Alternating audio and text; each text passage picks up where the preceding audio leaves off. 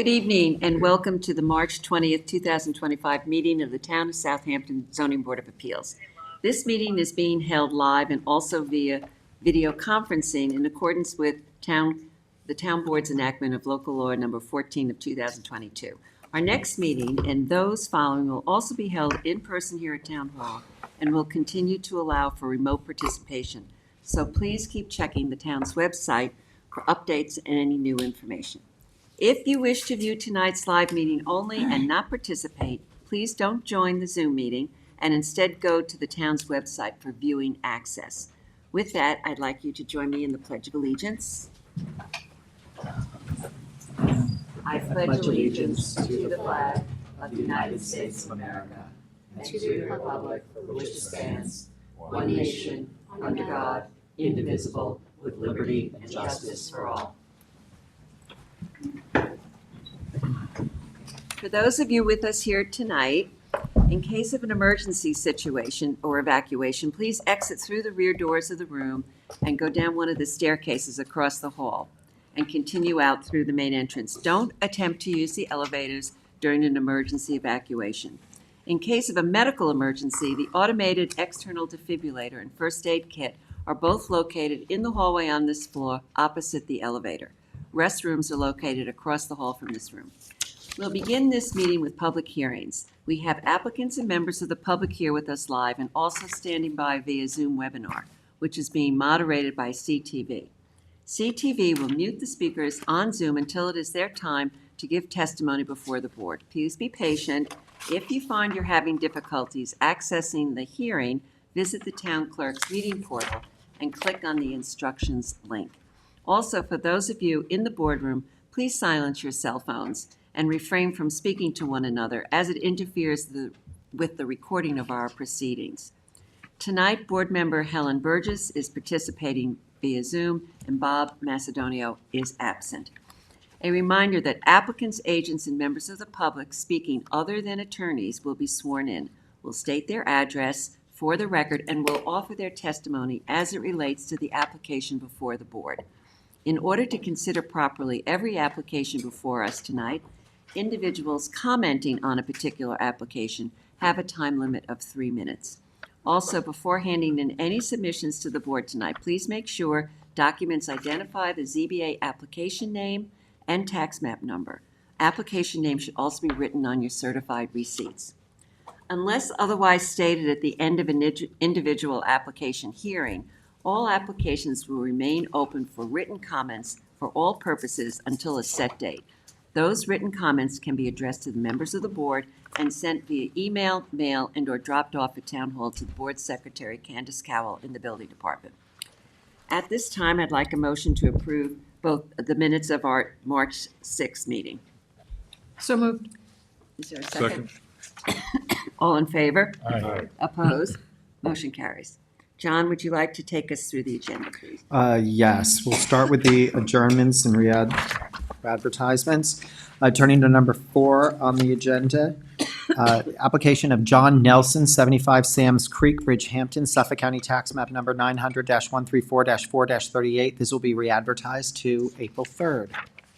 Turning to number 9 on the agenda, application of Matthew and Tracy Marafi, 79 Inlet Road West, Shinnecock Hills, Suffolk County Tax Map Number 900-176-1-6. This application will be adjourned to July 17th.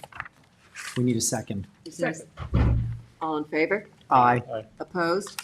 Motion carries.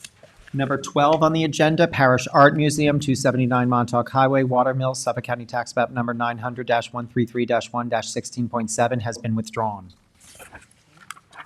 On the decision calendar, application of Eric Grave and Carola M. Grave, 9 Rebadum Lane, Rabadum Lane, Shinnecock Hills, Suffolk County Tax Map Number 900-211-4-2. This application will be adjourned to April 3rd. Is there a second? Second. All in favor? Aye. Motion carries. The application of Thomas Walker, 1311 Flying Point Road, Watermill, Suffolk County Tax Map Number 900-179-1-29. This decision will be adjourned to April 3rd. Second. All in favor? Aye. Opposed? Motion carries. The decision in the application of Richard and Veronica Polizzi, 47A Oakhurst Road, Hampton Bays, Suffolk County Tax Map Number 900-191-1-33. I move to reopen the application for written submissions. Second. All in favor? Aye. Opposed? Motion carries. In the decision in the application of Richard and Veronica Polizzi, I move to close the public hearing for a decision later tonight. Second. All in favor? Aye. Anybody opposed? Motion carries. Okay, the decision in the application of Hobby Stones LLC, 159 Lynn Avenue, Hampton Bays, Suffolk County Tax Map Number 900-324-3-8. I move to reopen the hearing for written submissions. Second. All in favor? Aye. Opposed? Motion carries. And the decision in the application of Hobby Stones LLC, I move to close the hearing for a written decision later tonight. Is there a second? Second. All in favor? Aye. Aye. Opposed? Motion carries.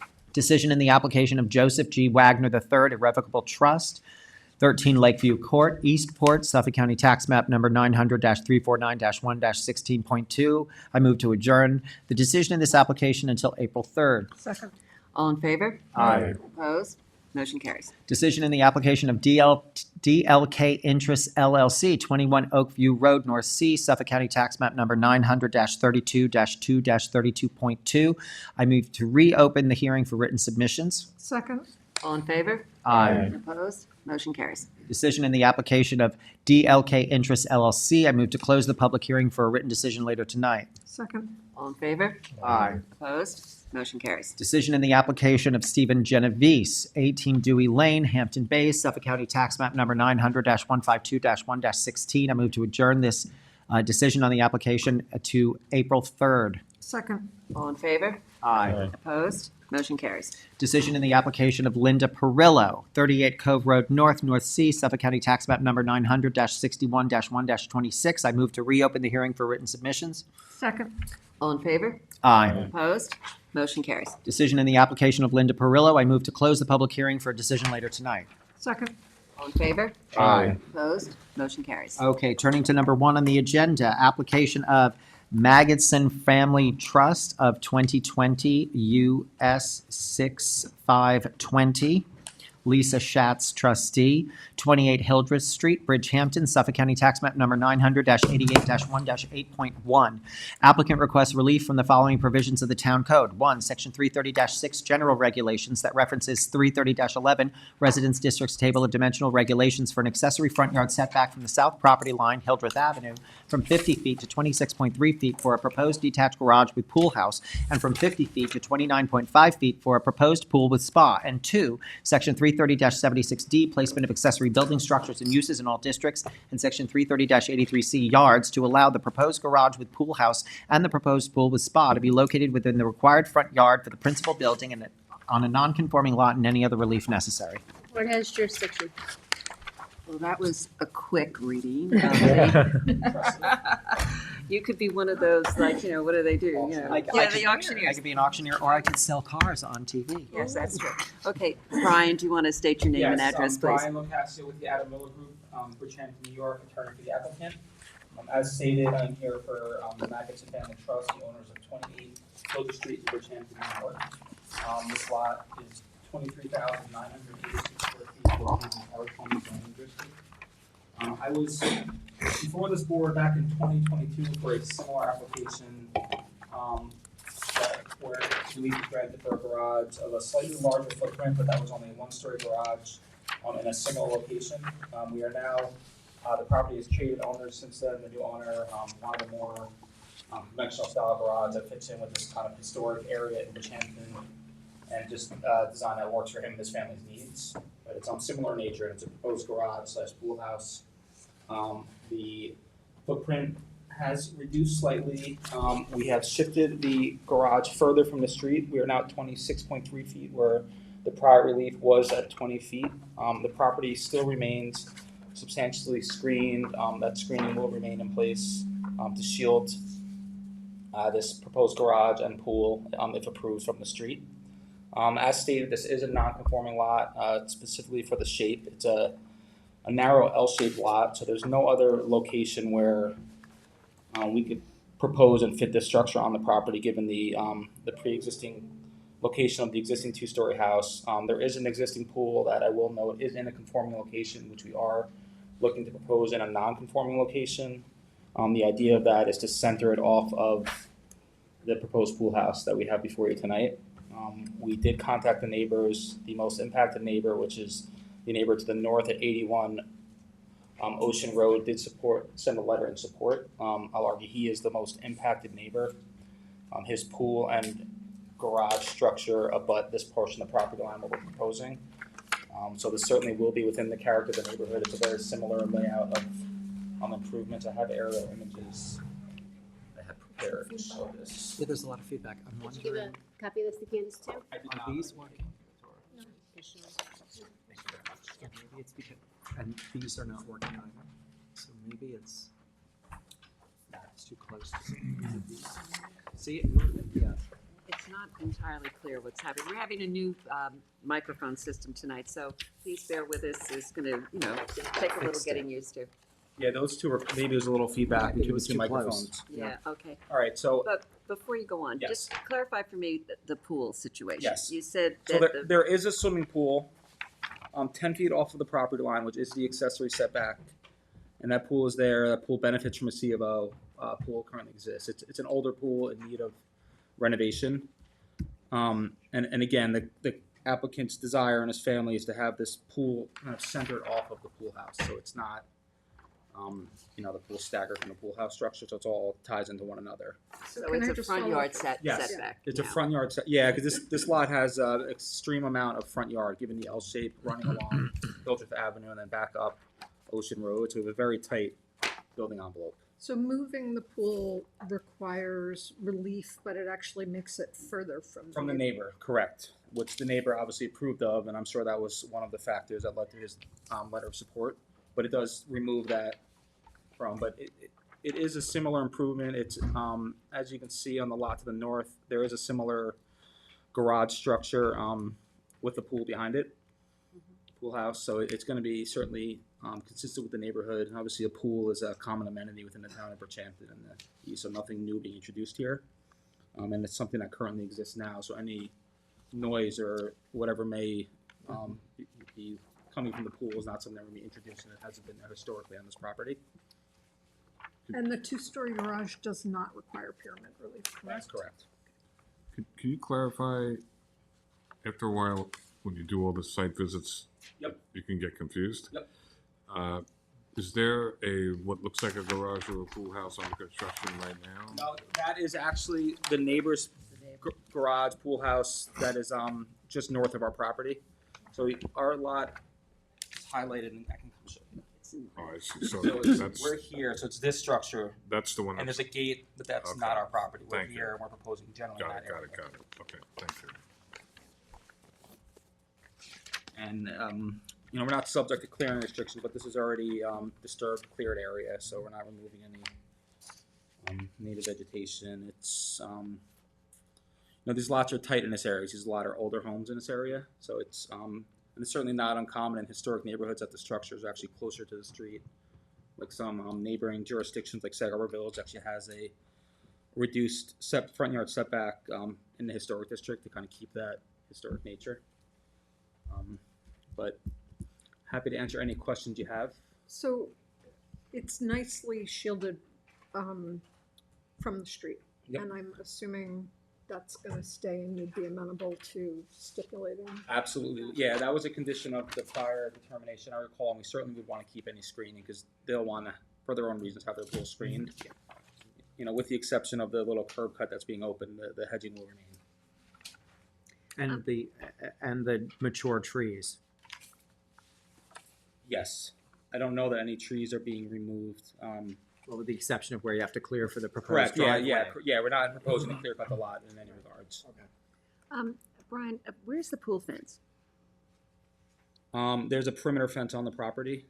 But there's an open gate, ungated driveway. You don't have a gate I symbolized mean, we'll here. have to, obviously, any building permit would require code compliant pool enclosure, so I would certainly be happy to condition that. Okay, I As would any such. definitely, But we couldn't get a building permit or a C of O for it without I having that. understand, but, you know, I'm looking at it, I'm going, where's the pool fence? And there's like a big, you know, opening to the driveway. I don't think they have gotten into that level of detail Okay, yet. But I think you need to recognize that that's required. Absolutely, yeah, no, without Can you question. also clarify, you're gonna have two curb cuts entering the property, one by the pool house, one by the main house? That is correct, yep. And the prior application had a second curb cut, but off of Ocean Road. So this actually moves the curb cut off of a busier road of Ocean Road and moves onto the side street of Hildreth. And the Otherwise, other, there's no practical location to get from the existing driveway to this garage. And It's a Yep. unique lot, without Yeah, question, right? actually, one of the neighbor to the east actually showed up at the prior application hearing, and one of his concerns or issues was that the cars are always parked in that driveway, which is kind of elevated, and it actually blocked his view of the beautiful windmill on town property right across the street. So we're creating more off-street parking by creating this layout here. I remember that. Julie, do you have anything else you want to? I don't have any further questions. Ms. Silverstein.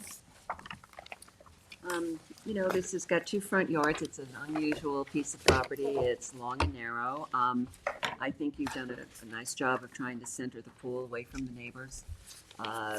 And as you said, there's no required pyramid relief for the garage, just a setback relief. So the way I look at it, you need relief for a pool in the garage in the front yard, you need relief for setback for the garage and setback for the pool.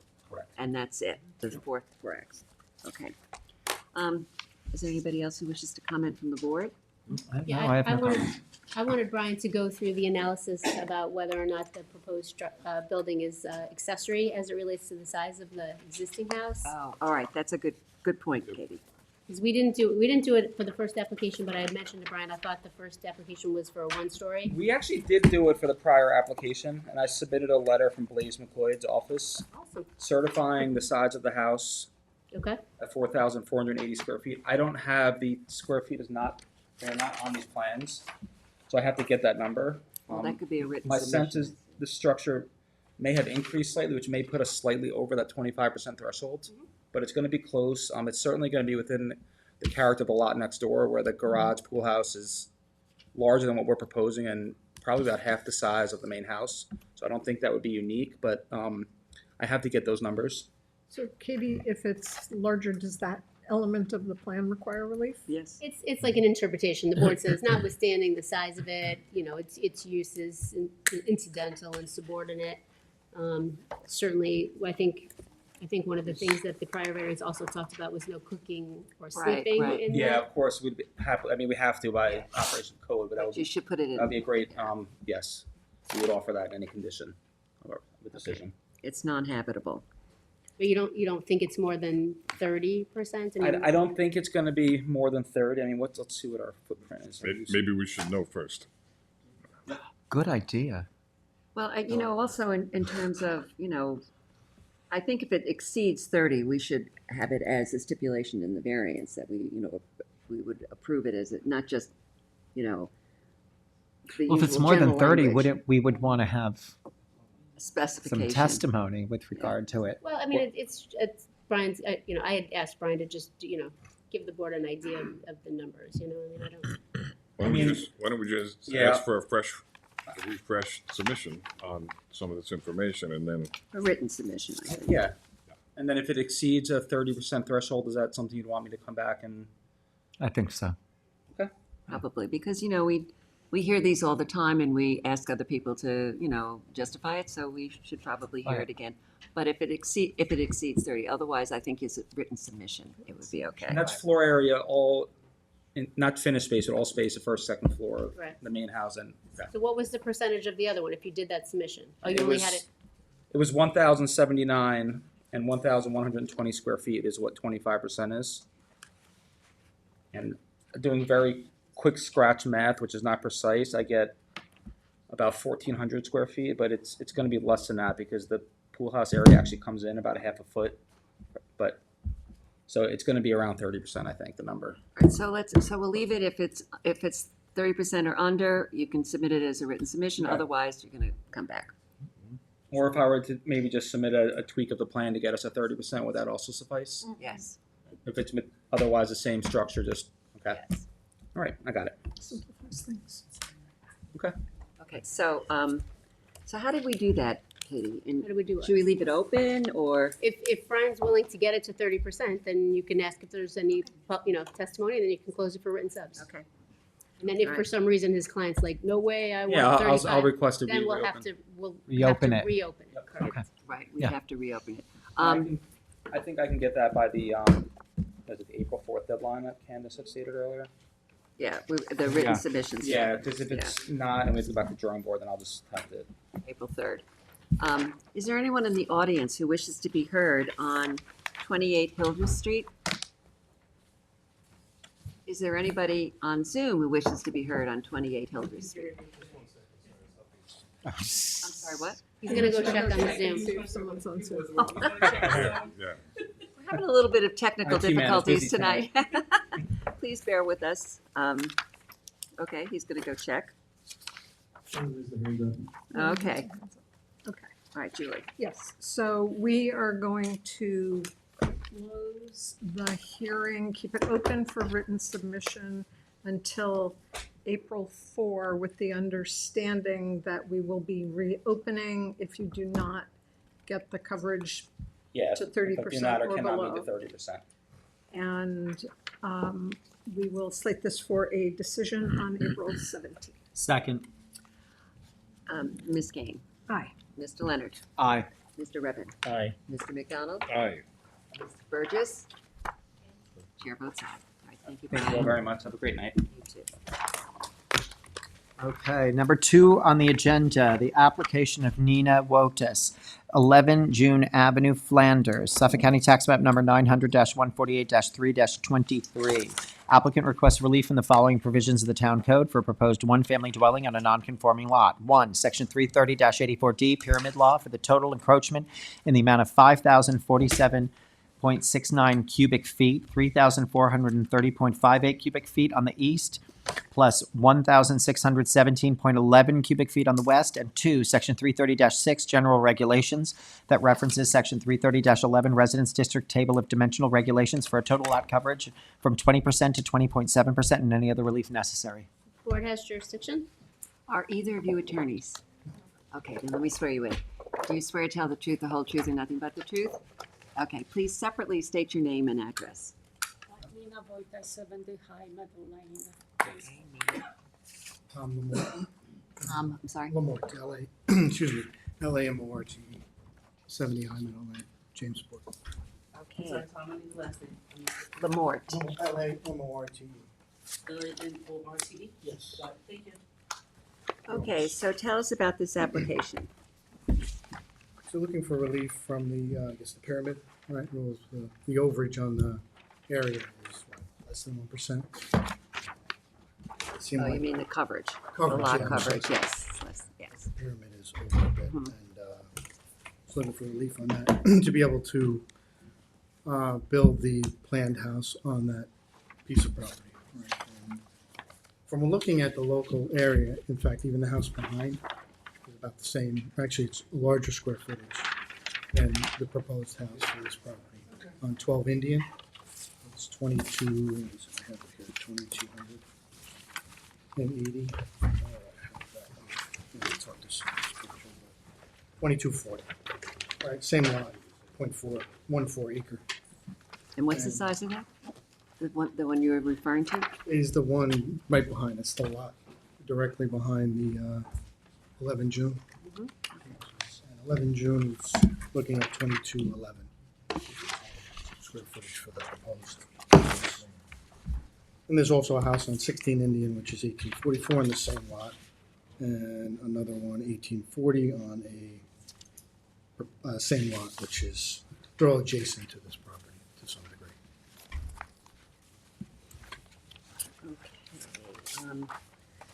John, you want to start us off? Sure.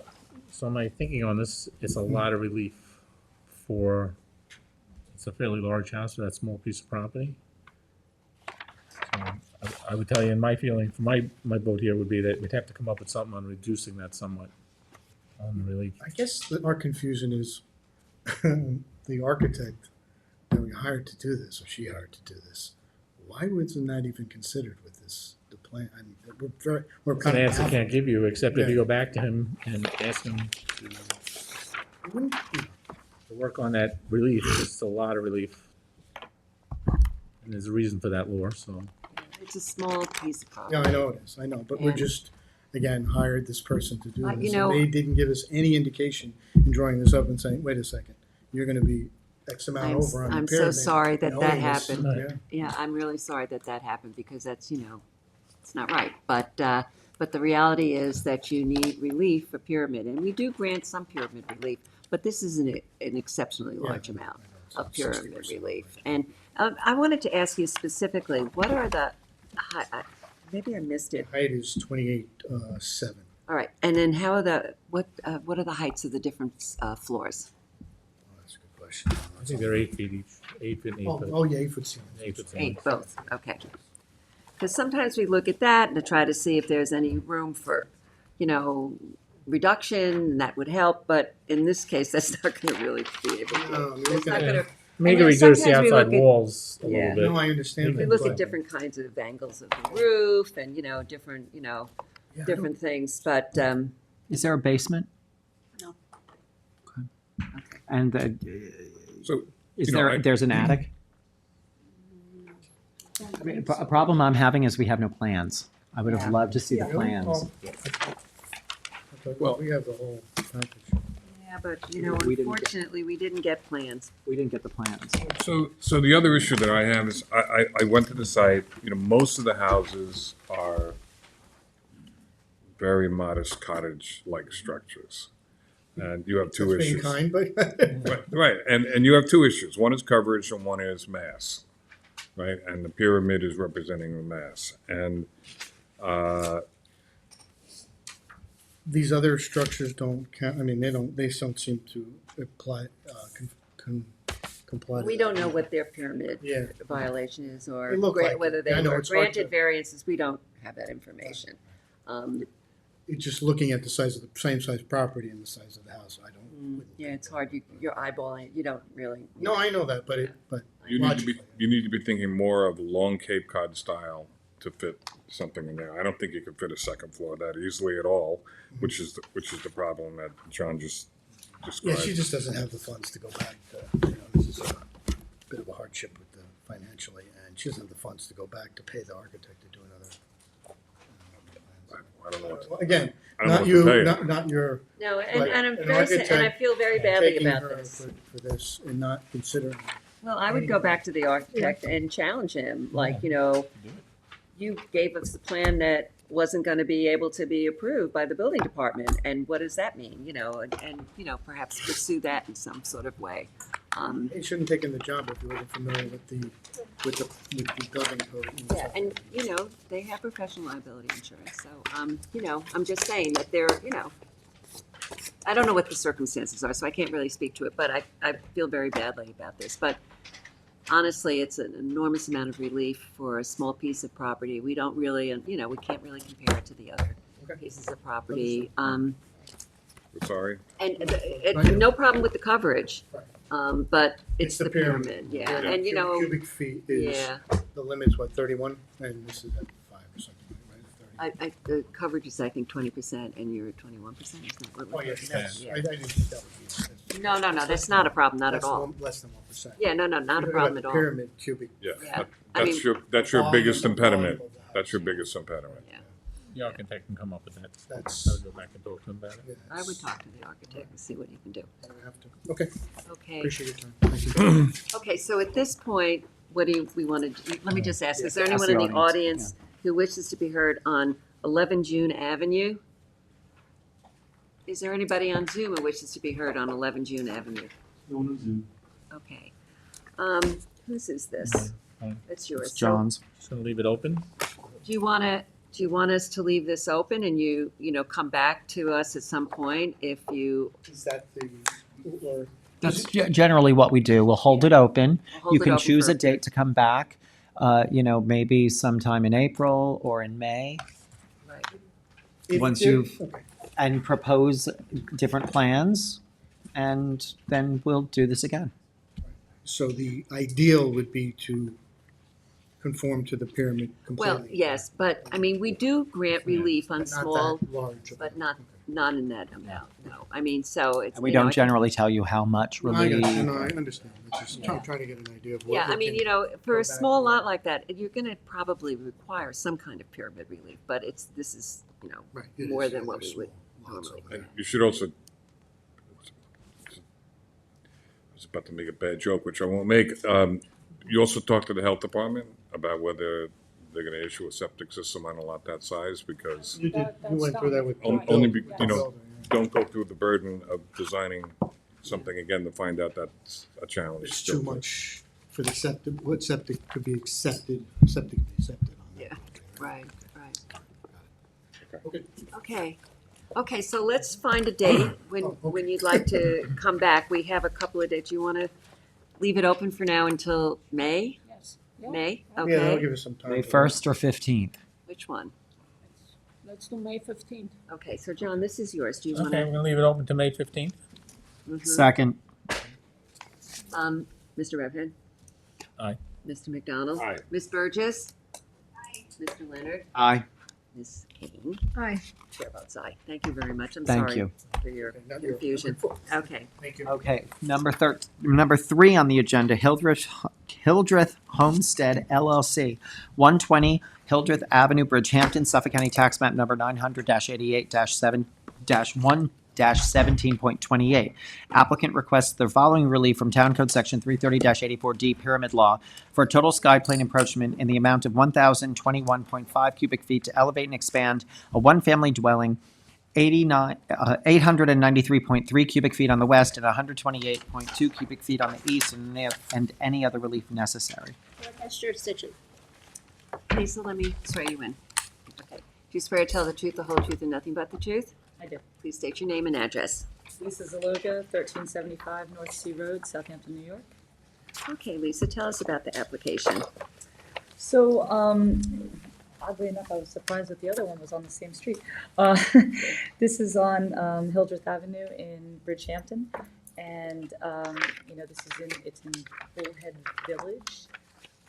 So it is in the R20 zoning. However, the subdivision uses R10. So this house is a pre-existing non-conforming house that is, a very steeply pitched roof. It has a pre-existing non-conforming pyramid, as it was built prior to the pyramid law coming into play.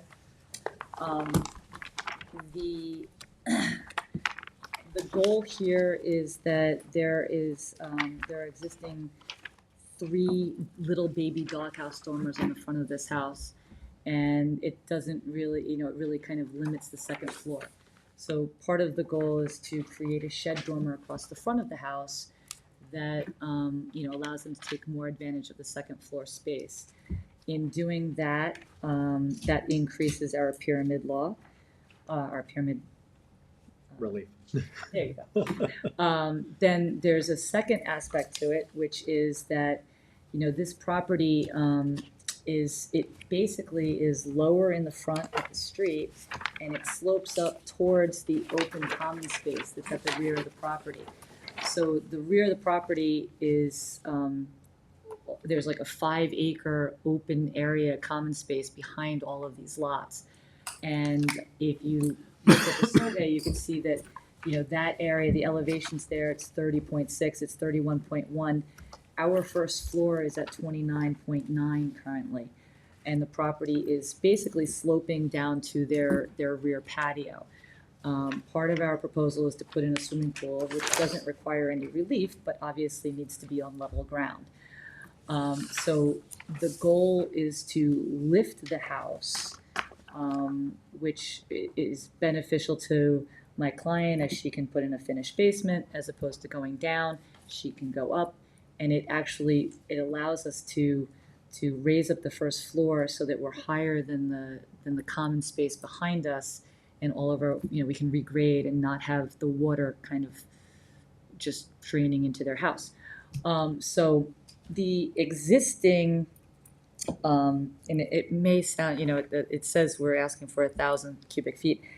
technically, we're already, we already have about 480 some odd cubic relief that's pre-existing non-conforming.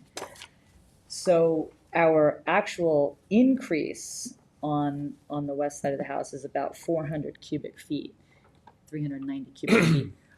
So it's not actually even kind of as great an ask as it sounds, potentially, because it's already existing. A lot of it is already an existing pyramid violation. Can you What was that clarify- number again? 400? Uh, Did you say 36? The Existing? The existing is 487.1. 487.1. Okay, and there's currently, if you look at the west elevation on my drawings, you can see there's currently 2 chimneys that are actually on that side of the house. They don't actually count in pyramids, but we are removing those as well. So if you see, my proposed west elevation shows the, it's an increase of 390.3 cubic feet on the west side and a very small portion on the east side, which is 100, 6 or something. yeah, something along those lines, right? No, actually, it's only 21 point, oh no, it's 106 and 21, so 130 cubic feet on that Can you side. clarify a few things? I don't need precision here, but I'm just trying to understand. So you're adding structures that are encroaching further into a request for pyramid relief, and you're lifting the building. Correct. How much of the lift of the building is responsible for the total net ask of the pyramid relief you're asking for? Good question. Well, I'm just trying to Yeah, understand where it's coming no, from, I right? understand. I mean, I can obviously, I can calculate that for you. I, off the top of my head, don't know. I would say it's probably in the neighborhood of half, right? Okay. So, it's in the neighborhood of, instead of 390, it's probably 150 or 160 cubic feet of that. And what's the ceiling height in the basement after you lift the house? And presumably, We would have an 8-foot finished basement ceiling. And, we may have ductwork and stuff that has to drop down below that, but we would have an 8-foot finished it's ceiling. effectively a tall crawl space. I mean, Right now it's about 6 foot, yeah, right now it's about 6'6", I think, so, yeah, so. And can you help me a little bit more with the flooding that you're trying to mitigate? Is that the fundamental basis for trying to lift, or is it really to get It's space both. and that's a benefit? It's both. Part of it is that they do want to put finished space in the basement, and by having the water come that way, you're never going to be able to keep the water out of the basement. So do you really it's- have basement flooding issues from that property? Well, that's what I was. I mean, It- I went to the site. Yeah. If you were in Montauk and you had a 20-foot elevation, 100 feet away, I'd be buying the basement flooding issue. So I'm just trying to understand. Yeah, I mean, it's not per se that there's a ton of water in the basement. Part of it comes to the fact that I'm gonna have to do something to level the backyard for the swimming pool as well. Okay, that's fine. So- I'm just so trying I'm to trying- understand what we're fixing. Right, so I'm trying to, I either have to put a retaining wall in the back to level it down lower, at which point then I'm creating more of a problem, or I need to be able to raise it up. So it's kind of an either or conversation. And again, it's mutually it's beneficial to them to get the finished basement. They could dig down, but it, it's both. Now, what I will say though is, and this is where it's gonna sound odd. So, there is a homeowners association here, and they've had conversations with them, and we're in conversations currently with them. So regardless of whether you guys actually feel that this is okay, I'm gonna ask you to hold it open anyway, in case because we're trying to make everybody happy, and we want them to be happy. So, regardless of whether you even thought that it was I'd love to Right. have comments back. And just for your information, we have talked to the neighbors to the east, and they have no issue. The neighbor to the west, her concerns seem to be, there's a little easement area that kind of crosses both this property and the other property to the west that allows her access to that common area. And her concerns seem to be just that we weren't gonna be closing that off, which obviously we wouldn't. And then I did hear from another neighbor, the other neighbor catty corner over here, and he just asked that we would be maintaining the screening for the swimming pool. He didn't seem to say anything about the variance. Stay on the common area for another minute. So the common area is managed by the HOA or some equivalent thing, right? Yes, I assume so. I don't know. The water accumulates in the common area and runs right toward your property, sort of. Well, I went to the site and it's a field. Yeah. It's essentially a field, so it's not like it's got a divot in it and where the water accumulates. It just runs down. It's like a hill. That's Right, it. and And it's got grass on it, so it absorbs a lot of the water. No, I'm sure. I mean, yeah. there's not a river. I mean, No, I'm it's not. not. I don't want to lead you to believe that's what I'm trying to It's say. not gonna be a farm. Okay. I mean, this is more about getting a taller basement and leveling the yard than it is a flood mitigation strategy. Right. I mean, I think that it all works in together. Yeah. And again, I either have to level it one way or the other for the swimming pool. So I either have to go down or I have to go up. I get that. You did a nice job of weaving all that into a common solution. So Yeah, right. I thought so too. I personally don't have a problem with this application. I think, it's not an enormous amount of pyramid relief, given that it already has a pyramid relief. And, I went to the site. It's very protected. I mean, it's got screening. I mean, it's the basic house is on Hildreth. It's not really affecting the common area or anything like that. So I basically don't have a problem. Anybody else on the board? I think it's very modest. And I appreciate what you're trying to do, and I think it makes sense. And if these people have water intrusion, you should resolve it. Okay, is there anyone in the audience who wishes to be heard on 120 Hildreth Avenue? Is there anyone on Zoom who wishes to be heard on 120 Hildreth Avenue? Okay, Kevin, this is yours. So we're gonna leave it open to Give me April 3rd and hopefully. third, yes. and if you need to adjourn, you can request that. So are we going to do written comments with the decision on, or do you want to adjourn it till I April? actually would like to adjourn it Adjourn so it that I till can April make 3rd. sure that I Sure. So we're gonna adjourn. I'm gonna make a motion to adjourn the 120 Hildreth Avenue application to April 3rd. Second. Okay, Mr. McDonald. Aye. Mr. Redmond. Aye. Kate. Aye. Mr. Leonard. Aye. Ms. Burgess. Chair votes aye. All right, thank you very much. Thank you so much. Okay, number 4 on the agenda, application of John Nelson, 75 Sam's Creek, Bridgehampton, Suffolk County Tax Map number 900-134-4. Oh, I'm sorry, I got confused with my notes. Number 5 on the agenda, application of Vasilio Sarlanis Trust and Janet Sarlanis Trust, 308 East Montauk Highway, Hampton Bays, Suffolk County Tax Map number 900-230-3-23.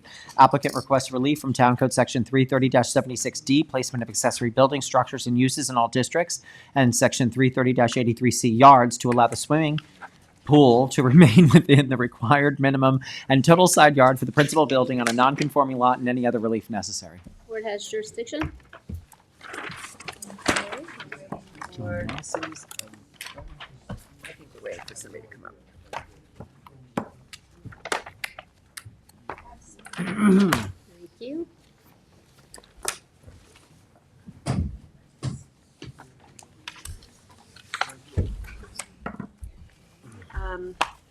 Suzanne, let's swear you in. Do you swear to tell the truth, the whole truth, and nothing but the truth? I do. State your name and address. Susanna Herman and Consultants, 1319 North Sea Road, Southampton. This application is for a swimming pool.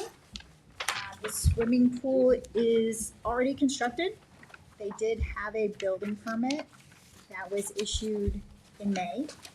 Obviously, when they issued the building permit, they missed the required variance. The property is at 308 East Montauk Highway. It's one property over from Crab Road along the stretch of, that goes along Shinnecock Bay there. So the property fronts on Shinnecock Bay as well. It's in the Resort Waterfront Business District, which has no side yard setbacks for accessory structures. The swimming pool was proposed 50 feet plus from the bulkhead because we had to push it back from the bulkhead in order to get a letter of non-jurisdiction from Conservation Board, which is what we had to do in order to get a pool approved here. What was missed was the fact that it's in the required side yard for the house. If you look at the survey, it's a little bit confusing. It looks like it's just next to the deck. But there's a little piece of house that comes down within that deck that says second story deck over house. The house is pre-existing non-conforming with a setback of 14.3 feet from the side yard. The pool is proposed 10.7 feet from the side yard. So we need a variance to place the pool in the required side yard, being just under 4 feet too close to the property line. It's also within the required total side yard. This being in the resort waterfront business, the total side yard required is 100. We're nowhere near that. So, Not even close. so those are the variances that we require. It's a very small swimming pool. It's only 15 by 16 feet. It's wedged in there between the pre-existing deck and kept it 10 feet off the property line just to try to be reasonable. Like I said, the building department issued a building permit in May. The pool was built in June. No one realized the issue until they submitted a second application to add some decking around the pool, and the building department said, oh wait, this is in the required side yard. So that's when they realized there was a problem with the swimming pool, and we can't get a certificate of compliance unless we get a variance. It's also a little bit above ground, but just barely. The photos that I passed around show that it's really not obtrusive. Is it more than a foot? I would say it's probably about 1.5 feet. So we should give you relief for that as well, under all. It's not a, It's not a deck. Well, it's not a deck. Does that matter? it's a pool is a structure. Right. A deck is I not don't think a we have to- structure unless it's over a foot, so I don't think it needs that. Right. There's no decking really around it. They sort of bermed it. They did a little retaining wall on the waterfront side and just sort of bermed around it. And they're planning to add more landscaping along the side property line once the weather breaks. So soon. There's some landscaping that was there, some screening. The house to the east is also pre-existing non-conforming. It's 5 feet away from the property line. But there's no windows in that area on the first floor. The only windows are up on the second floor, which is, they would not, unless they leaned out the window over the swimming pool, they wouldn't even be able to see it. And they're looking out at the bay anyway. Yeah, they're not looking. They're not looking down at this little swimming pool to their side. It's a gorgeous deck on the property next door, so they are looking out towards the bay. We have, the homeowner did speak with their neighbors, and they didn't, the neighbor to the east who's affected, and they didn't have any problems with the, How about the neighbor to the west? I don't believe they've spoken with them. Okay. Because that's the one who's more affected, isn't it? The west. Isn't the pool on the west? On the Yes, west the side? pool's on the west, I'm sorry, I think Yes. I have those backwards. All I'm right, so sorry. then you spoke of the neighbor on the west, Not but the not neighbor on the east. Okay, okay. You're east-west, I'm deck, pool. Exactly. It's all good. I drove past the property. It's hard to park there and take a, walk through. You can't see it from the street. No, I mean, it's I do have a photograph in the Yeah. little packet that shows the view from the front. It's, Right. there's a lot of vegetation from Yeah, the and street. it clearly there isn't another place to put it that would be conforming even close. So, this was, kind of an oversight on the part of the building department. It's a small pool. You said you're gonna be doing some landscaping, additional landscaping, Additional which, landscaping. which we could put in the variance. Absolutely. Yeah, They really need to screen their neighbors' yeah. deck and everything from the Yeah, sun. no, So I mean, in it's in their interest to do the screening, for sure. So I don't really have a problem with this application. Does anybody else on the board want to speak to it? No, I think it's modest. Okay, is there anybody in the audience who wishes to be heard on 308 East Montauk Highway? Anyone on Zoom who wishes to be heard? No one's in. This is mine, so. And we have to wait for referrals. I think we have to refer to Suffolk County Planning Commission and Com Board. Okay. I'm sorry, what was that, Katie? We just have to wait on referrals. We can put it on for decision, but sometimes we don't hear from the county. Okay. Oh, this goes to the county planning board? Got it. The Suffolk County Planning Commission, because it's on the water. Okay. And we do have a letter of non-jurisdiction for this project. Okay. From the Conservation Board, which was submitted with. Yep, I saw it in there. The DEC too, right? Okay. All right, so let's just put it on, and if we have to delay it, we can. Okay. So I'm going to move that we hold this open for all purposes for written comments until April 3rd with a decision on April 17th. Second, Mr. Leonard? aye. Ms. Kane? Aye. Mr. Redhead? Aye. Mr. McDonald? Aye. Ms. Burgess? Chair votes aye. Thank you, Suzanne. Thank you, Suzanne. Thank you. Number 6 on the agenda, the application of Jason Davin, 14 Vale Avenue, East Quogue, Suffolk County Tax Map Number 900-315-3-26. Applicant requests relief from Town Code Section 330-84D Pyramid Law for a total sky plane encroachment to the south of 1,447 cubic feet, 1,272 cubic feet proposed, and 175 cubic feet existing, for a proposed second-story addition to an existing detached garage on a non-conforming lot, and any other relief necessary. Board has jurisdiction. Are you an attorney? No, ma'am. Okay, let me swear you in. Do you swear to tell the truth, the whole truth, and nothing but the truth? I did. Please state your name and address. My name is Jason Davin. I live at 14 Vale Avenue, East Quogue, New York. Okay, Jason. So tell us about this application. So this is a pre-existing structure, already going through the pyramid law, just looking for additional variance through the pyramid law. For just simply storage. It's a detached garage from the house. It came that way when I bought the house, when I bought the residence, 2009. I'm just looking for a little bit more storage because our basement is all crawl except for walk space just for utilities. So just looking for additional storage in the garage area itself.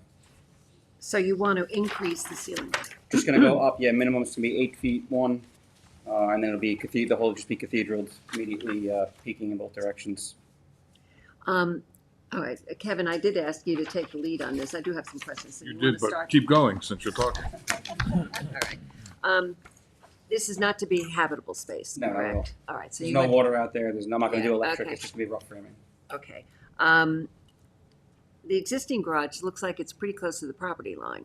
Yes, I think it's 6 feet from the property line. It's Okay. pre-existing when I bought the house, Pre-existing, yeah. okay. We didn't have, do we have plans on this? Yeah, they're just smaller.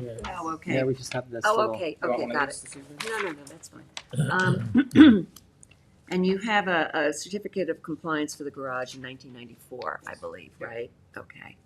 And you planning to put, well, it's storage, doesn't really matter, but we usually don't like windows looking into neighbors' properties. I was just for the aesthetics of it, so it doesn't look like a blank wall, Uh-huh. just because it would match the structure of the house. So I'm doing the same roofing and siding that's on the house, so it would match. Okay, and the ceiling height is about 8 foot one 8 foot at the 1. peak, but it immediately cathedrals out to the side. Okay, okay. Kevin, did you take a look at this? So, I did, and, you know, a couple things struck me. One, you know, the lots, if you wanted to expand the garage any other direction but toward the very close property line that you're near, that would alleviate any pyramid relief you were seeking. It would certainly still give you the storage, and you certainly have enough driveway space for that. I certainly think I understand your preference. I get that, but it would be less of a relief request. So, that's sort of an open question as to is that possible? Is that I think under if you look at the consideration? property, because I'm on flag lot, so it goes back. I'm looking Yeah, at the so aerial photograph. if you look at, if I go in towards the property, then I'm going and I'm eliminating the yard space, which would be very large looking actually. And if I come forward into the driveway, I'm still going to need more relief as well because now it's staying. Unless I box it out and give it a weird angle, I would have to get a variance to come forward. What if it went back? Same thing, because it runs right along the property line. So it would require a variance as well, because it immediately would go through the pyramid law. Yeah, but if it's less pyramid relief, not as a second I would have to do the number on the square footage exactly, but Presumably, depending on how far out I came. Yeah. If I came out I think the garage is 23 feet, or 24 feet. If I added another 10 feet, and when I'd have to do that, I don't know the numbers, but it would Yeah, no, still I need a understand. variance, but yes, I guess it would presumably be less. And then, you know, the other thing about, you know, a second floor that close to the property line, I have no idea what's happening next to you, but at some point in time, It's a tree farm right now, vacant lot. I'm not sure their plans in the well, future. but the issue is when we I approve hear you. something, it's approved forever, I hear right? you. So then if somebody's got a second floor looking over 10 feet into somebody's backyard, who might have wanted privacy from that, that's why you have Would setbacks. it help if I took the windows off the sides of the structure, so it's not, that wouldn't even be an option? It's, like I said, it's simply. You could take them storage. off one side. Or if yeah, that's take it off the side concern. facing the property, I could do that. Up by the property line, yeah. Yeah, and the one that faces the property line, Yeah. I could just remove that window. Exactly. Yeah, I mean, that's not to stop somebody else from putting in a window later, and No, nothing I- anybody I- can do about it. So I, you know, that's why siding matters, right? And I understand you bought the property with the thing there, I get Yeah, it. Stuck with it. No, I understand. I just, doing it in any other direction would really eat into the space of the driveway or the yard, and if I made it conforming 10 feet off the property line, it would really look funky. It would look awkward. Yeah, Yeah, you'd have to meet the property line, Right. whereas now it's pre-existing, so you don't Correct. have to go Yeah. to the And it's property line. also, to be honest with you, money is a factor. Going up is a lot easier. Building a whole new slab and structure costs more money. I even tried to Exactly. pitch the roof in the opposite direction, but the architect said because of the stretch that it's wider, it would actually, running the rafters across, they'd have to support it exponentially. Well, with regard to the windows, I wouldn't, I don't think you have to remove, because you've already got two existing windows. Right. So just the second floor window. Okay. Yeah, that was the concern. you know. That would be it. So it wouldn't be on the first floor, but you would Second floor consider window, yep. removing the second floor Absolutely. window. Yep. That would make sense. Yeah, again, It doesn't kill me though. Window, no window, I'm not. this is a modest request. You know, you are somewhat limited and you are living with the existing structure. So I don't really have a problem with it at this point, and particularly in light of the window and that you're going to stipulate it's not habitable space, no cooking, eating, you know, the usual stuff. Anybody else from the board wishes to be heard on this matter? Does anybody in the audience wish to be heard on 14 Vale Avenue? Anybody on Zoom who wishes to be heard on 14 Vale Avenue? Okay, Kevin, do you want to? Sure. All right, so you're gonna need revised plans to remove the window. Yes, You want that submitted? It could be a written it could be a submission. written submission. Yeah, written submission. If you By can get it in April 4th. before the 4th, that'd be great. 3rd, The I'm sorry, 3rd, April April 3rd, that'd be 3rd. great. So I'm going to make a motion to close the hearing for written submission due on April 3rd. With the decision, April 4th. I'm sorry, 4th and with the decision for the 17th. Second, Mr. McDonald, Aye. Mr. Ribbon. Aye. Miss Burgess? Mr. Leonard? aye. Ms. Kane? Aye. Chair votes aye. Okay, thank you very much. Thank you, sir. Appreciate your time. Thank you. Number 7 on the agenda, the application of Victor Velasquez Came, 334 Brookhaven Avenue, Flanders, Suffolk County Tax Map Number 900-166-1-27. Applicant requests relief from Town Code Section 330-11.2G1 to allow the total floor area, habitable living space, and accessory apartment constructed in the basement of an existing dwelling without the benefit of a building permit to be 55.1% in comparison to the main dwelling where a maximum of 35% is permitted and any other relief necessary. The board has jurisdiction with a little bit of a caveat. I spoke with the architect on this application. The letter that went out to all of the neighbors telling them that the hearing was today said 3-2025. So there was confusion, you know, today is 20, but it's also 2025. So I had said to the architect, we'll open the application and then we'll keep it open for one more public hearing. So tomorrow, you guys need to resend out certified letters to the neighbors telling them that there'll be a second public hearing. So there was some confusion on the notice. It was totally confusing to me until I realized that today is actually the 20th. So then I was like, if there had just been one other Yeah, okay. slash, you Well, know? you know, before you say anything, I have to She's gonna swear swear you you in. in. Okay. Are you an attorney? No. Okay, let me swear you both in. Do you swear to tell the truth, the whole truth, and nothing but the truth? Okay, please state your name and addresses separately. I am Deborah Schomburger. I'm with Eric Pelletier Architect's Office. Okay. Deborah, just spell your last name for the record. SCHAMBERDER. Mr. Pelletier had a conflict. He has a major meeting up in Niantic, Connecticut, so. Okay, well, you're substituting. Okay, and your Yes. name? My name is Victor Velasquez. I live in 334 Brookhaven Avenue, Flanders, New York. Okay. Okay, so you wanted to make a comment. Yeah, there were two neighbors that did call me in to just ratify the confusion that you The just date, mentioned about. And I told them, the one that called, that there was today. Okay. So they just didn't kind of hesitate or anything. They Huh. even said that they will not come in, but they just want to make sure that today was today. Okay, but legally, let's do it the right Yeah. way because we don't want there to be any questions in the future. So we'll leave it open and we'll adjourn this until the next, but let's hear the application Yes. today. Sure. Okay, so, all right, Debbie, do you want to So, tell us about that? basically, we're requesting to maintain the accessory apartment in the existing house basement. The plans have been submitted here tonight. The existing house has a valid C of O number 3506 dated April 5th, 1973. The accessory apartment variance request is part of the application process. The house is occupied by the owner, Mr. Velasquez, who is here. The owner has reviewed the requirements for the accessory apartment if granted, and permits to be issued from the building department. Has already upgraded his sanitary system to the new innovative IAOST septic as per Suffolk County Health Department for increase in bedroom count. He will have a total of 6 bedrooms, or has a total of 6 bedrooms, and this system was designed for that. So it's the new system. So the septic is a new system. Yes. Yep. So, and the existing house has a basement entrance at the rear of the existing garage, so.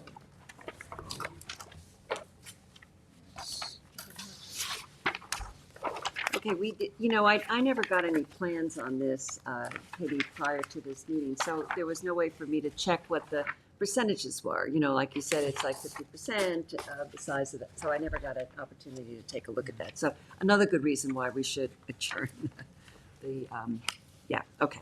So, all right, so this is basically, you're asking to legalize or to grant a variance for the basement, and instead of 35%, you're looking for 50-ish percent. No, I believe Mr. Pelletier has the exact number. We worked towards the number. He was corresponding with the town, and he knew the number was required, but this was more to his understanding that there's an abatement with Riverhead, with the school district, for. Oh, is this a development right? Like, Yeah, is it that was- getting, is it a town development right needs to be relinquished? for this Yes, space, for something this? like that. I'm certain that should be in our packets. It is. Yeah, so no, you're here, Yeah. there is one here. Yeah, You're not no, here he's- for that reason. No, you're here Okay. because because Okay. the apartment is larger than what is permitted. Okay. That's, John, do you want to start us off on this? Sure, I mean, it is quite over what's allowed legally, but I saw the basement, looking at the plans and stuff, to be honest with you, it didn't bother me what it is, except I think we should really hear from the neighbors. And anybody who wants to come in and talk about it. Yeah, I would agree. I feel Yeah. the same way. Existing. I mean, the fact that it's in the basement Yeah. it doesn't- changes it for me. Yeah, me too. it's not like a separate structure. It's not a separate structure, which is larger than what, Right. it's All the egress it's windows and 55% of the house because it's half the house. stuff. Yeah, I felt That's about right. it, exactly the Yeah. same thing. Yeah. I Yeah, do and- think we need to hear from, I think the advertisement is very important, and that we hear from. Do we have a problem with parking? Do we have is that on the No, we I don't see any comments about survey? it. No, I don't think we have a survey either. Yeah, usually we like to see what the parking, there's a certain kind of parking requirement. So we should see that noted on a survey, and we do need a survey. Katie, I don't think we have. I think that Candace has one, but you didn't all get, no? We don't have the survey either. This whole application came in when Candace was out. So, Okay, So well, there that- was no survey, there were no plans.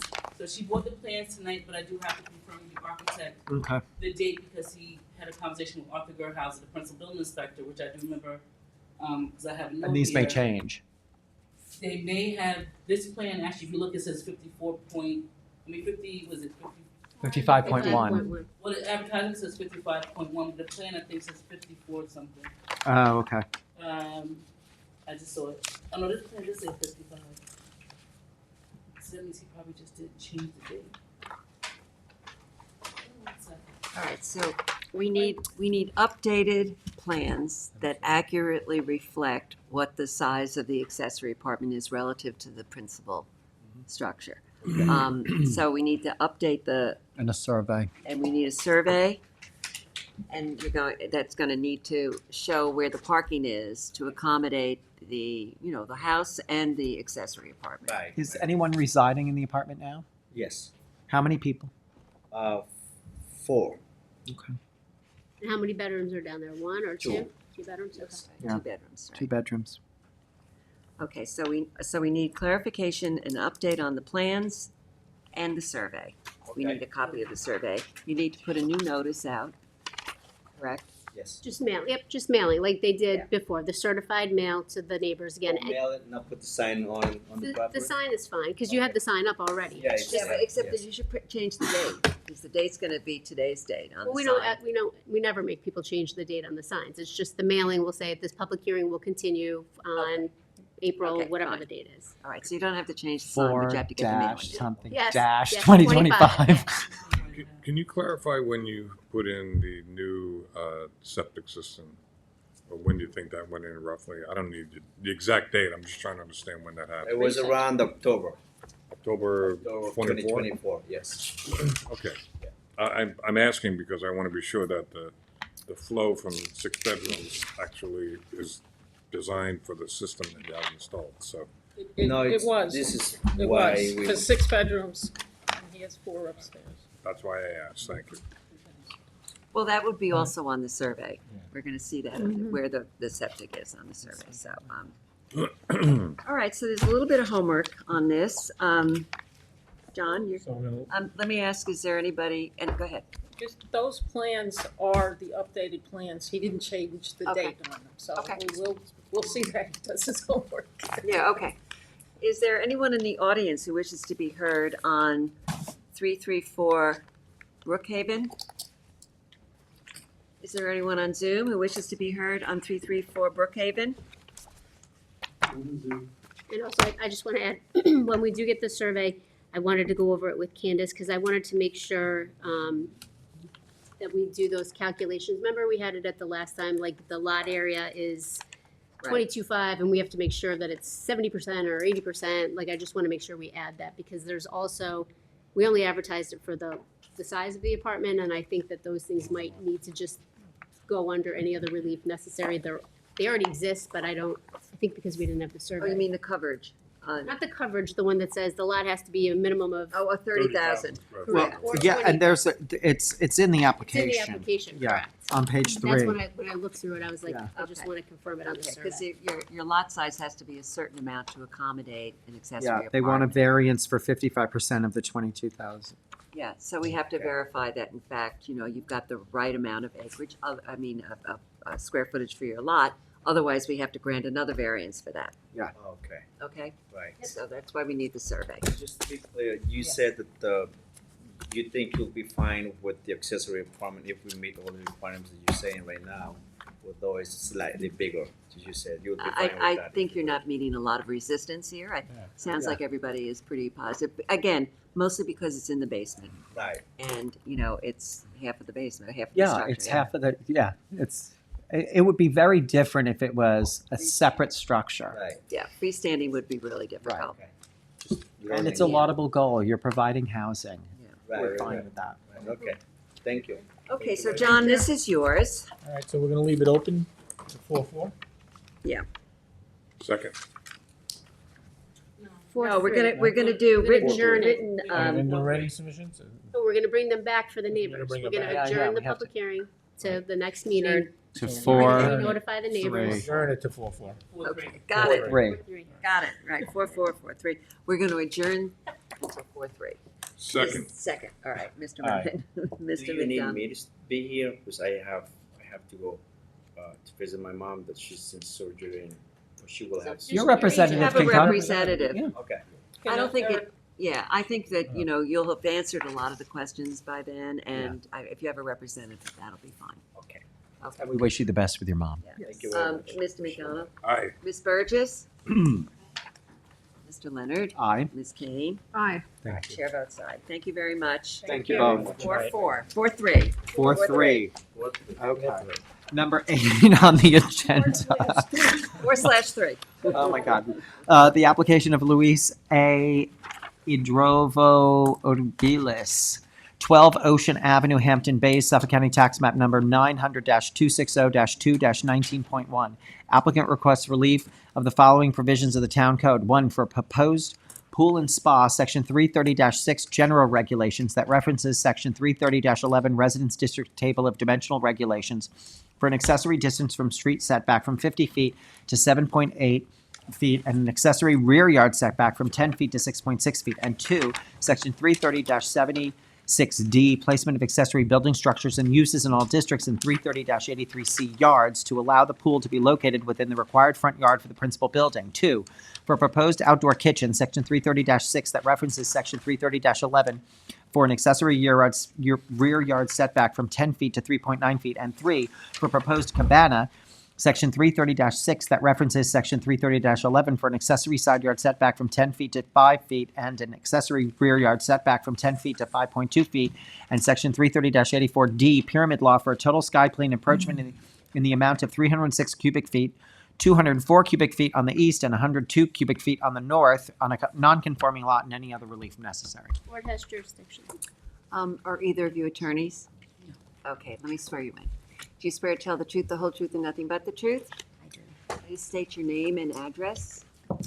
Luis Itrobo, 12 Ocean Avenue, Canton Bays, New York. Thank you, Luis. Linda Secatheka. Do you want me to spell that? I think so. S-E. S-E. C-C. Yes. A-F-I-C-O. Associates. And my office is at 500 Montauk Highway in Mauritius, 11955. Okay, thank you. Linda, are you going to tell us about the application? I'm. Or Luis, who wants to? And then he'll answer. Yes, no, absolutely, you can share, but somebody has to start, so. Okay, we're here, I just want to show you some photographs of the home and the rear yard. Wait a second, did you submit those to Candace yet? Oh, okay, because she needs to stamp them in. Okay, Sure. All right, she's not here right now. I'll wait. She has photos. Yeah, you can circulate them. We'll just make sure Candace gets them back. All right, yeah. Okay, just to show you Okay, we'll how share. well maintained the home is and the situation with the rear yard. Being the existing house has 2 front yards, he's very limited in his area of where he can propose his pool and his pool cabana, and he'd like to have a little outdoor kitchen. So the relief that was stated is what we're asking for. And I don't know if Louis has anything more to add to that. Okay, John, this is yours. Pass it to you. You can open up. Thank you so much. A lot of relief. You know, it's a small lot. Yes. I know you're burdened by 2 front yards. Katie, what's considered the rear yard in this? Would it be the one that's the shortest, be the one off of, Well, it's wherever we've asked for it, right? So an accessory rear yard setback wherever there's a 6.6, looks like it's over Rear here, yard would be here. up here, at the top of the survey. let me just get the survey, wherever it is. Hello, where are you? Right, because we're asking for an accessory distance from street setback from 50.7 and an accessory rear yard setback from 10 to 6.6.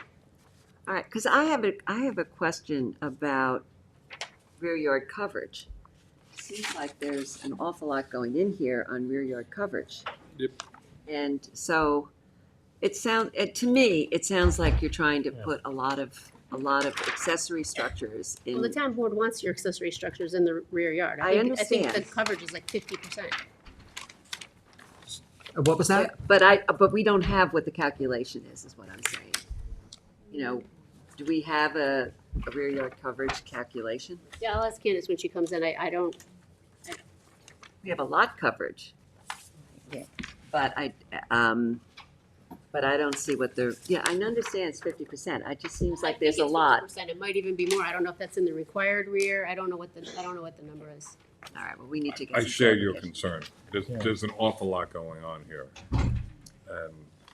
And Yeah, I mean, it's, you know, it's a beautifully maintained house. It looks beautiful. It really does. You've done a really good job. But it's a very small area that you're trying to put a lot of stuff in. And I just have some real hesitations. I mean, have you heard from the neighbors?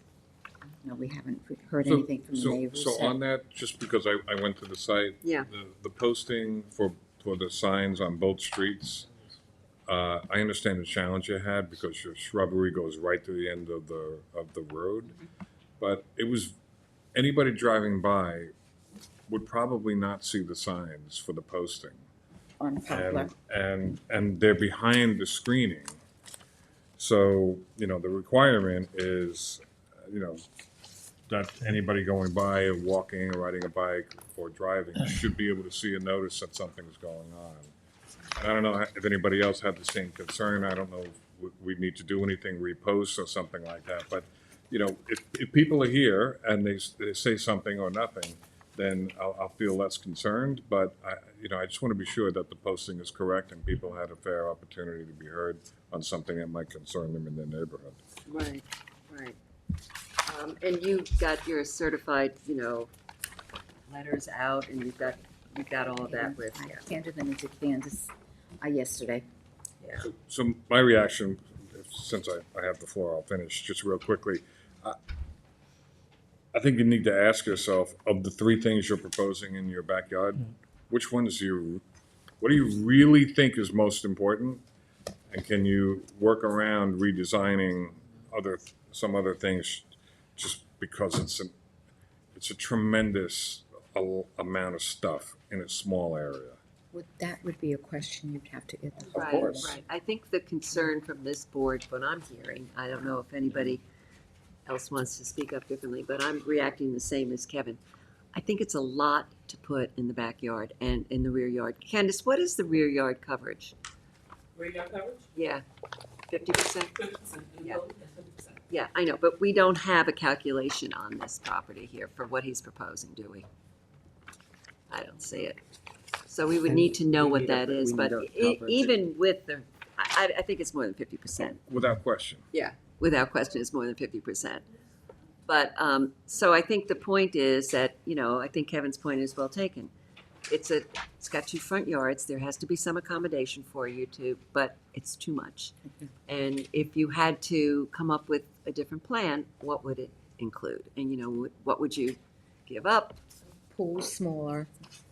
Well, the pool is small, but this pool's small, but you've got a kitchen, you've got a cabana, you got, you know, if there was I one thing, understand. what is it that you would want?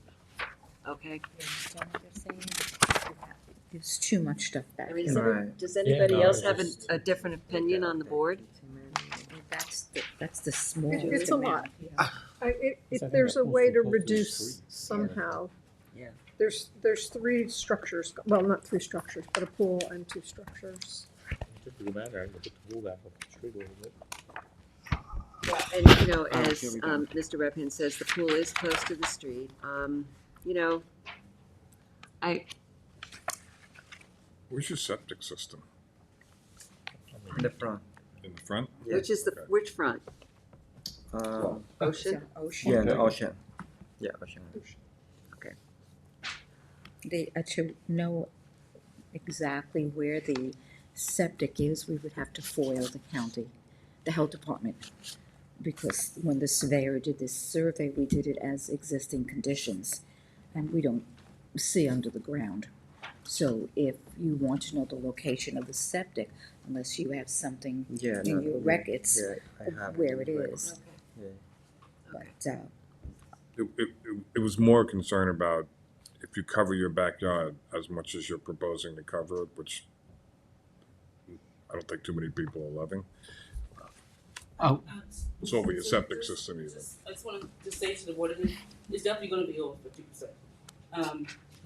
Because technically his rear yard, if I'm not mistaken, is going to be, because he has the corner. Yeah, So his rear yard, if I'm not mistaken, is going to be the I top believe, part. maybe right here where the front of the house is, and then goes back. Yeah. I don't think it's, or I'll check it. Well, Jake Oh, will in other check. words, so it cuts through the pool. It might cut through. It might cut So- through the pool. This is gonna be the front yard here. Yeah, so in addition to everything else, if the pool is in the front yard, because the corner of of the house, that also would require a variance. So that it's, right, Katie? I wasn't listening to what Candace said. Is the pool in the front yard or the This- rear this- yard? This is We're this. thinking that the front this yard is the front extends from the corner of the house back, and then the rear yard is like just that smaller section. So it cuts through the pool and over to the cabana. So the front yard is Poplar Street? Well, it says it. It says to allow the pool to be located within the required front yard. Right, right. So that's another variance that we would need No, to it's do. not, it's advertised for that. Okay, okay. Yeah. But We it- do need the rear yard coverage, yeah, on the survey. And that'll help you, because then you'll just say that's, it exceeds 50%, so we're not willing Find to out how grant much it. it exceeds 50% and whether or not we're willing to grant a variance for that relief. And if you had an alternative to, that you would want us to consider, that would be helpful as Like well. reducing the size of the pool, or the cabana, or Right, right. deleting Or one or the eliminating, other. Right. yeah, right, eliminating something. It Because seems like the clearly, cabana could be smaller. but whatever, we're not trying to like design for you, but we're just giving you what our, Alternatives. yeah, things to look understand. at. And if the cabana is covered, there's a question of whether, you're exceeding that. This is showing a proposed lot coverage of 24%, but I don't know if that includes everything that the town classifies as coverage. So we would need that clarified too.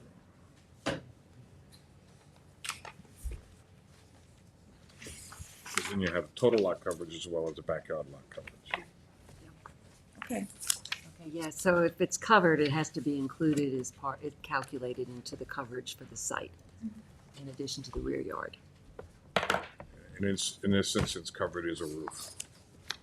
The cabana with a roof would be coverage like a house is coverage on a lot. But the pool might not necessarily be. Right. Well, I Well, think it's that's for where the habitable difference is space. coming, Right, from right. 19.2 to 24. It's for the cabana. The cabana brings you to 24. That also explains why you're having a hard time fitting everything there, because it's an awful lot of a lot. Okay, any other questions from the board? No. Okay, anyone in the audience who wishes to be heard on 12 Ocean Avenue, Hampton Bays? Anybody on Zoom who wishes to be heard? Okay, John, do you So, want to? I'm sorry, can we just get one last thing clarified? Do we want to request that while all that other work is getting done, that the actual signs on the street be reposted? These I I don't don't think we look need to that do that. We problematic looked at the to me. pictures. They Okay. look fine to us. And in particular, make sure that, they've got the letters out, so hopefully Yeah. people. Yeah. Okay, so I'm gonna Includes suggest, those. I would like to hold, we're gonna hold this open. And these, I think. Are these When for would you this? like to come back? We have a few different dates. 4/3, 4/17, or 5/1? How much time do you think you What need? is good for you? We have to, We need like an architect to do something, or you only have to? Yeah, you're gonna have to, there's a couple of different issues. You have to decide, maybe you can delete from this, like only do the pool and not the outdoor kitchen and the cabana, because your rear lot coverage is going to exceed the 50%. But the cabana, if I make it a little bit smaller, then it will be well, fine. you have to look at what the rear yard coverage is, and if you reduce things does that get closer to what the target is or not? You don't have to decide that right now. They're Yeah, gonna yeah, come yeah. back. We're just giving We you just the, want to know, right now, it's Date a of date, when he so wants I to think maybe, return. maybe 5/1, maybe May 1st, come back. It gives you a little over a month to figure out what you're doing. Okay. Okay, so I move to hold this application, the hearing on this application open to May 1st. is there a second? Anyone? Oh, there you go. Mr. Leonard? Aye. Julie's sleeping. Mr. McDonald? Aye. Mr. Redhand? Aye. Ms. Kane? Aye. Ms. Burgess? Chair votes aye. Okay, thank you very much. Thank you. Okay, thank you very much. Number 10 on the agenda, application of Gary Fitterman, 645 Dune Road, West Hampton, Suffolk County Tax Map number 900-391-2-25.1. Good to see you. Anyone? Gary Fitterman? Could be Ryan Kesner. Is Ryan on Zoom? There he Okay. is. Fitterman. Fitterman. Ooh.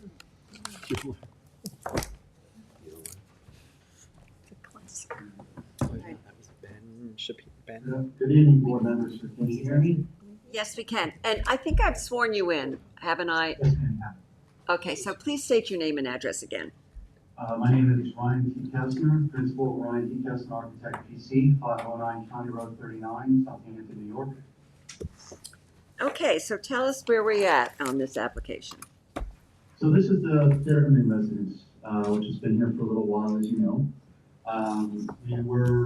We have taken the board's wishes into heart, and so we've reduced everything accordingly, and I believe that was demonstrated to you guys the last time you were here. But just to refresh your memories. Okay. Up. Can you see my screen? Yes. Yeah, if I can put my glasses on. Maybe. It's up. I can't see it, but it's up, yeah. Okay, go ahead. All right, well, in a nutshell, what we did was we reduced the first floor by 6%, the second floor by 11%, and the lower level by 8%. The original footprint was 3,789 square feet, and we went down to 3,089, reducing it by 18.5%. We also retreated back from the dune here. The original depth was 78.5, we went down to 69.8, and we reduced it by about 11.2% as well. In addition to that, we also reduced the pyramid request over here.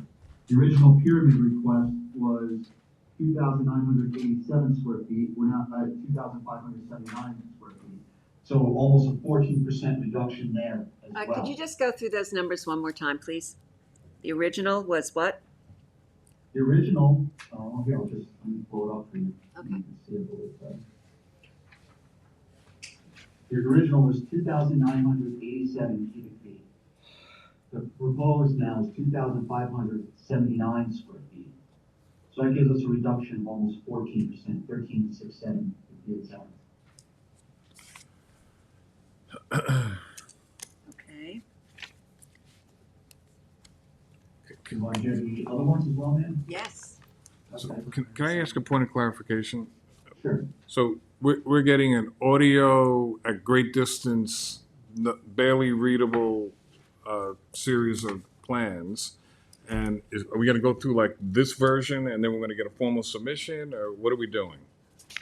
Because Well, this was submitted to the board. It was Yeah. submitted, I don't have that. And then what happened was we had to go to natural resources, and then a couple other steps that had to be retained. And then we had an issue with the lot line, because it wasn't recorded correctly with the county. So that's why we had a delay. But from your last meeting, I believe Mike Rubenstein was the presenter. Nothing has changed from that. Okay. From those, Yeah, but- I wasn't, It's- okay, thank you. Ryan, what's the date of these plans? I mean, that's not a big deal at all. Ryan, what's the last revised date of the plans? The last revised would have been 06/21/22, I believe, it should be. Can't Oh, I'm sorry, possibly be. 08/6/24, excuse me. That's right, okay. It's, What is it, 8 what? August sixth, 2024. 8/6/24. right, it's on, yeah. Yeah, I don't, Carol, I have a file on this. Okay, good. Make sure. Yeah, the reason I was asking is I wasn't sure what we were looking at, so thank you. Thank you for clarifying. Whatever I can do for you, sir. Okay, All right, so let's go back. okay.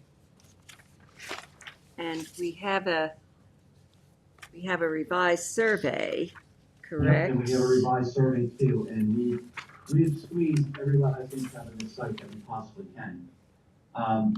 The proposed reductions, for the minutes that would like to hear it, we reduced it by an additional 141 square feet by 6% for the first floor, 221 square feet or 11.3% for the second floor, giving us a total of 371 square feet or 8.4 for total. And then the lower level, we reduced it by another 140 square feet for another 8%.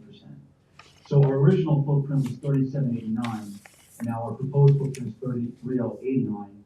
The reduction is about 700 square feet, which gives us a reduction of 18.5%. So we have done everything that we possibly can to reduce this. In addition, the original depth from the dune was 78.5. We're now putting it at 69.8, which is a reduction of 11.2% as well. So we've really gone as far as much as we possibly can with bringing this thing all together for you guys and trying to help you. In addition, we have taken the sanitary system, and we can give this to you guys as well. And we have jammed it as close as we possibly can without having to go for state variances and things of that nature. There's just no more room left at all. The only areas of question still are the leaching alleys for the rainwater. One department is asking for them to be on the side yard, on the side yard. The other department is asking for it to go underneath the deck. So once we have that clarity, we'll be happy to do whichever one. In addition, we're going to be hiring a landscape designer to help us with the revegetation as per their request. We also have North. And that's the request of the Conservation Board, is that correct? Yes, Yeah, yes, we have to do the CDI in the wetlands as well. Okay. So it's a two-step over there. So we have a response from North Star Engineering. They're going to be handling all the items with regards to conservation and wetlands. And if you read through this, it's basically all the same stuff that we just spoke about. We've done everything that we possibly can to try to get this. So one area that is a little bit of contentious here is with regards to the pool. Now, one, I don't remember if it was Marty or Janice, one of them had suggested that we do a rooftop pool. We're not doing a rooftop pool for this house, no way. It's 3,200 square feet and we violate the pyramid right away. So we'd be in more non-conformity, with the railing and everything else. It won't happen. There's no way. What we do have is we have proposed a pool for the exterior right here, which again, we reduced the whole setback here by 8'9" or 11.2%. So we're absolutely retreating from the dune as much as we possibly can. And I guess I'll leave it there for your comments. What's the size of the pool? The size of the pool is 25 by 10. And what's the distance from the crest of the dune? The original depth used to be 78.5. We now made it 69.8. So we increased it by 8'9" or 11%, 11.2. I'd like to see you do better there, both on the deck and the pool, just to get it out. All right. Well, I have to say that, Ryan, I think you've really worked hard on this.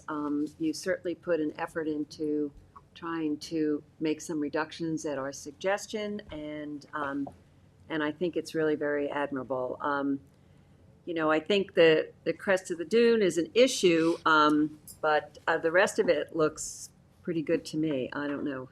How's the the think board it have any sounds other great. reactions? Yes, Can I add yes, something? go ahead, Helen, yes. Anthony there, Yes, Anthony is here. Okay.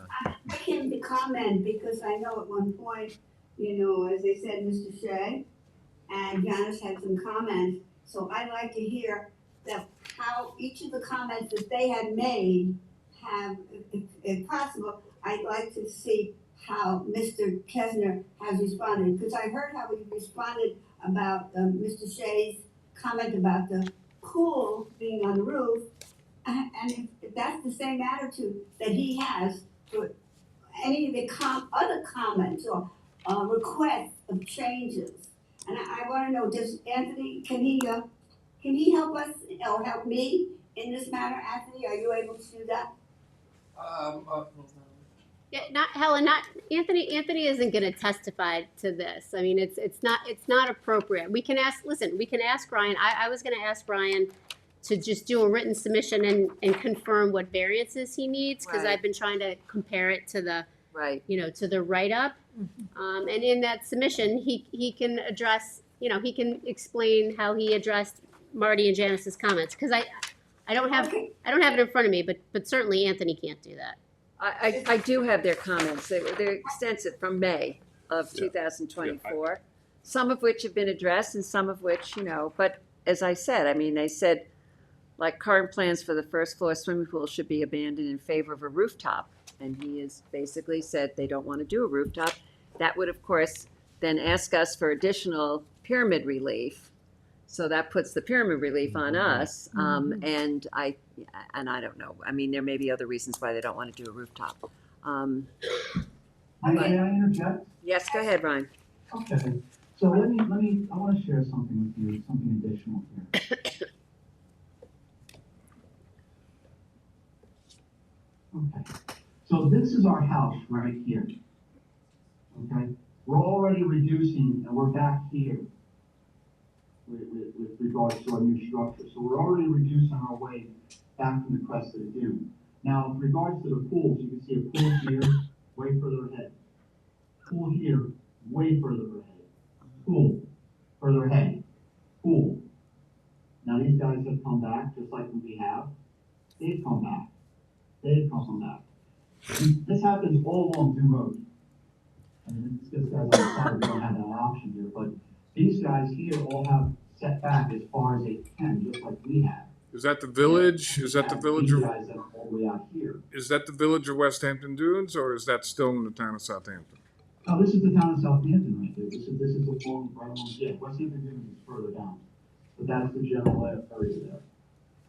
And I mean, we're on a very narrow line, and we've done everything within our power to pull this thing back and do what we can. So, I don't know if that helps you guys. Well, and as I indicated, my own personal feeling is that I think you've done a good job of trying to address our concerns. But I agree with Katie. It would be helpful if we could get a very precise, exactly what the variance requests are right now, because we're going, you're throwing out a lot of numbers. We need like a written statement from you, which really summarizes it. Susan, may I ask something? A little thing that I'm confused. Of course. Ryan mentioned that the material that he's presenting was created, and tell me if I'm wrong, on August 6th, 2024. So if that's the case, and I'm trying to refresh my recollection, it was adjourned from October 24th to today. So at the last hearing on October, there were changes that he was supposed to create, and I haven't heard the word that since October we have done A, B, and C. I'm only hearing what was done in August, which we already saw in October. And if that's the case, then he hasn't made any alterations from October, and that was presumably the reason for the adjournment till today. So if that my confusion can be unconfused, Ms. Kessler, I'd appreciate it. Yeah, no problem. So the board back then did not request any additional changes on the plans. They were asking about our status going forward with the CHOP permit, any wetlands and DEC and anything of that nature. Right. And the health department. And what held us up again over that was the Army Corps of Engineers and I'll demonstrate it for you here. It was the setback, the lot lines. Bear with me 1 second here. Moving around a little bit.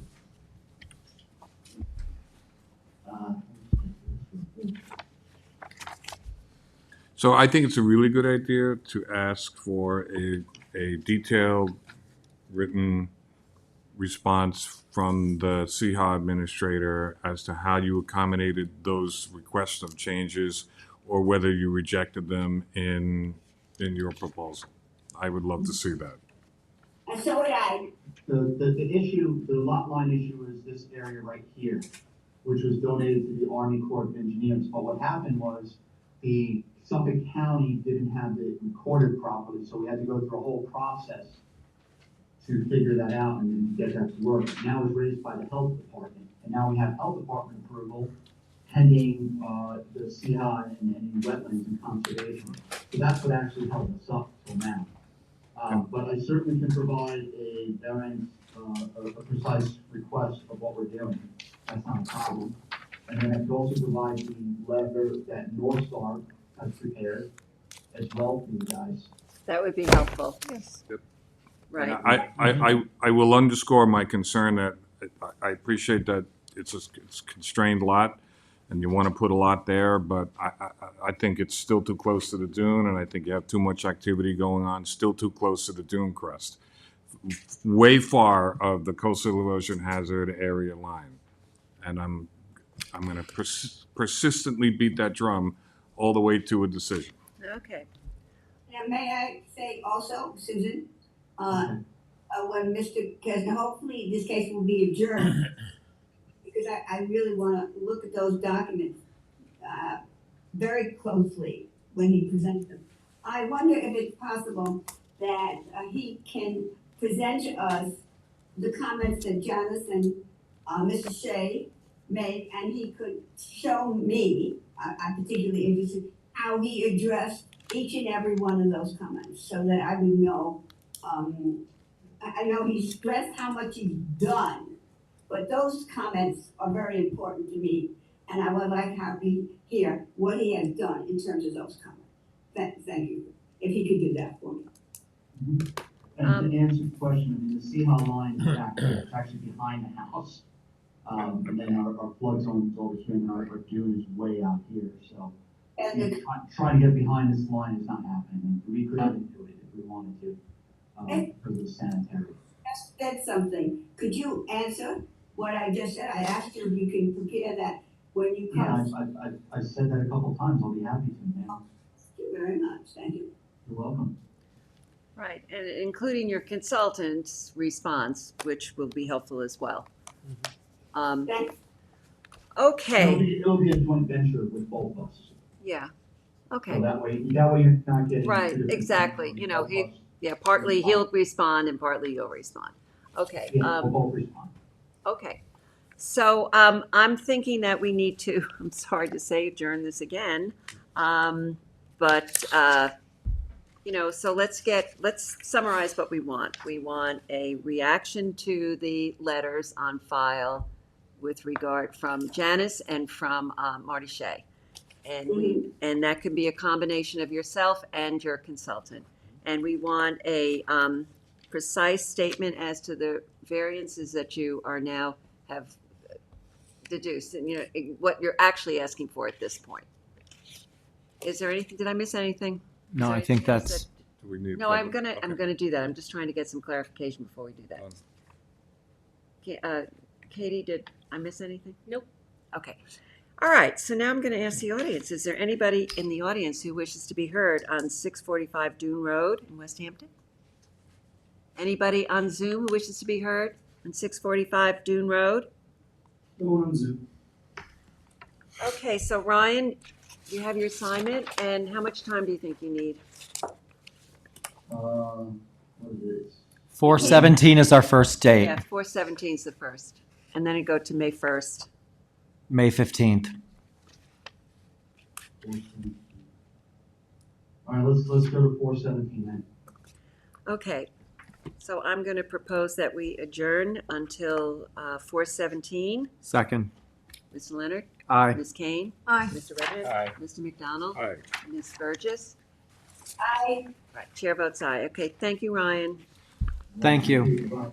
Number 11 on the agenda, the application of Brian Farrell, 11 Robbins Lane, North Sea, Suffolk County Tax Map Number 900-62-1-10. Alvin Acasa, 860 Montauk Highway, Watermill, New York, for the applicant. Good evening, Madam Chair, members of the board.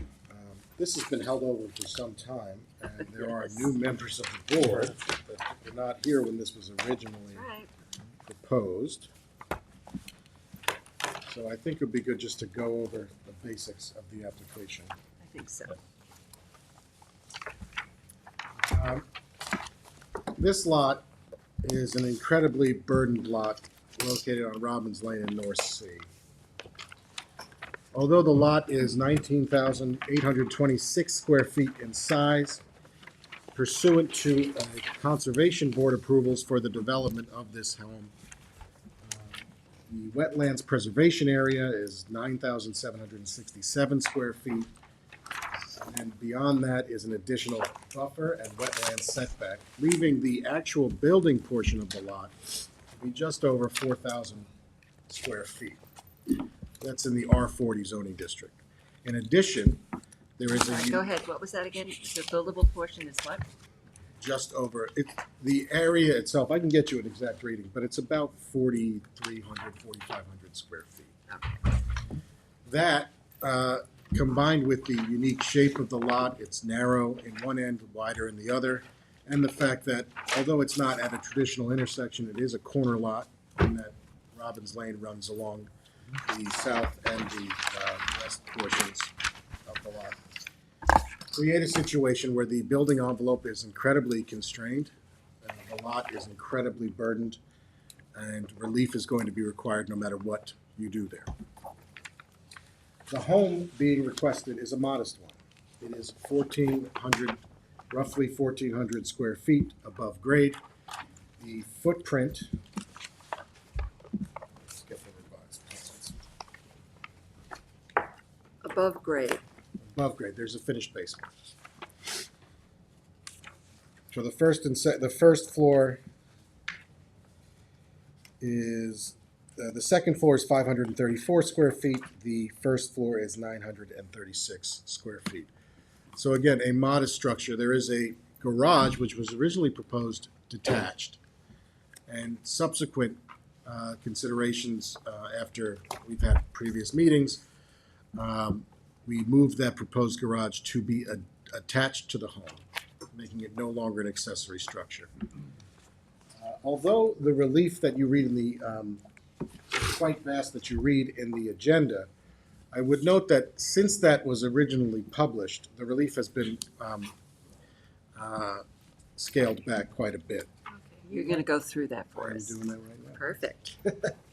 The actual relief being sought is the pyramid relief of 2,619 cubic feet. Go slowly. Sure. 2,000. 619 cubic feet to construct that two-story principal dwelling.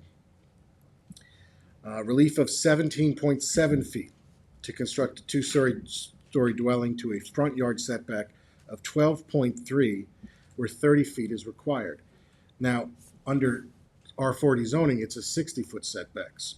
But in light of the wetlands burden and the requirements of the Conservation Board, we are entitled to relief from 330.83K, reducing that setback, the front yard setback, from 60 to 30 feet. So the relief is actually 17.7 feet.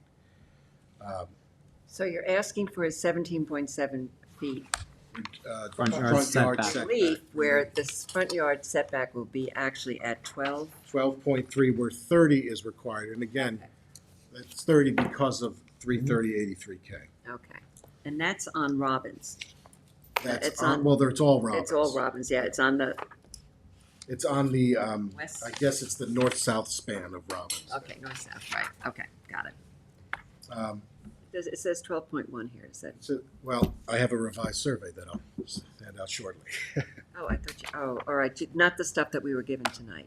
There's a new revised survey which we just received today, Oh, okay. which reflects the changes. And I wasn't sure whether to hand Of it course out you in the just beginning. received it today. We did just receive, I'll check the date.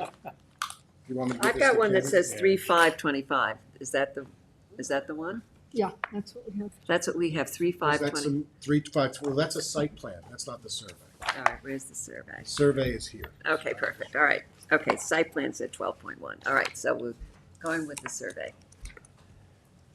Yeah, the survey's the way to go, and it's coming around. Okay, good. Relief of 9.4 feet to construct a two-story dwelling to a rear yard setback of 25.6 feet where 35 is required. In R40, it's usually 70, but again, relief pursuant to 330-83K gives us that 50%. Go through that one again. Sure.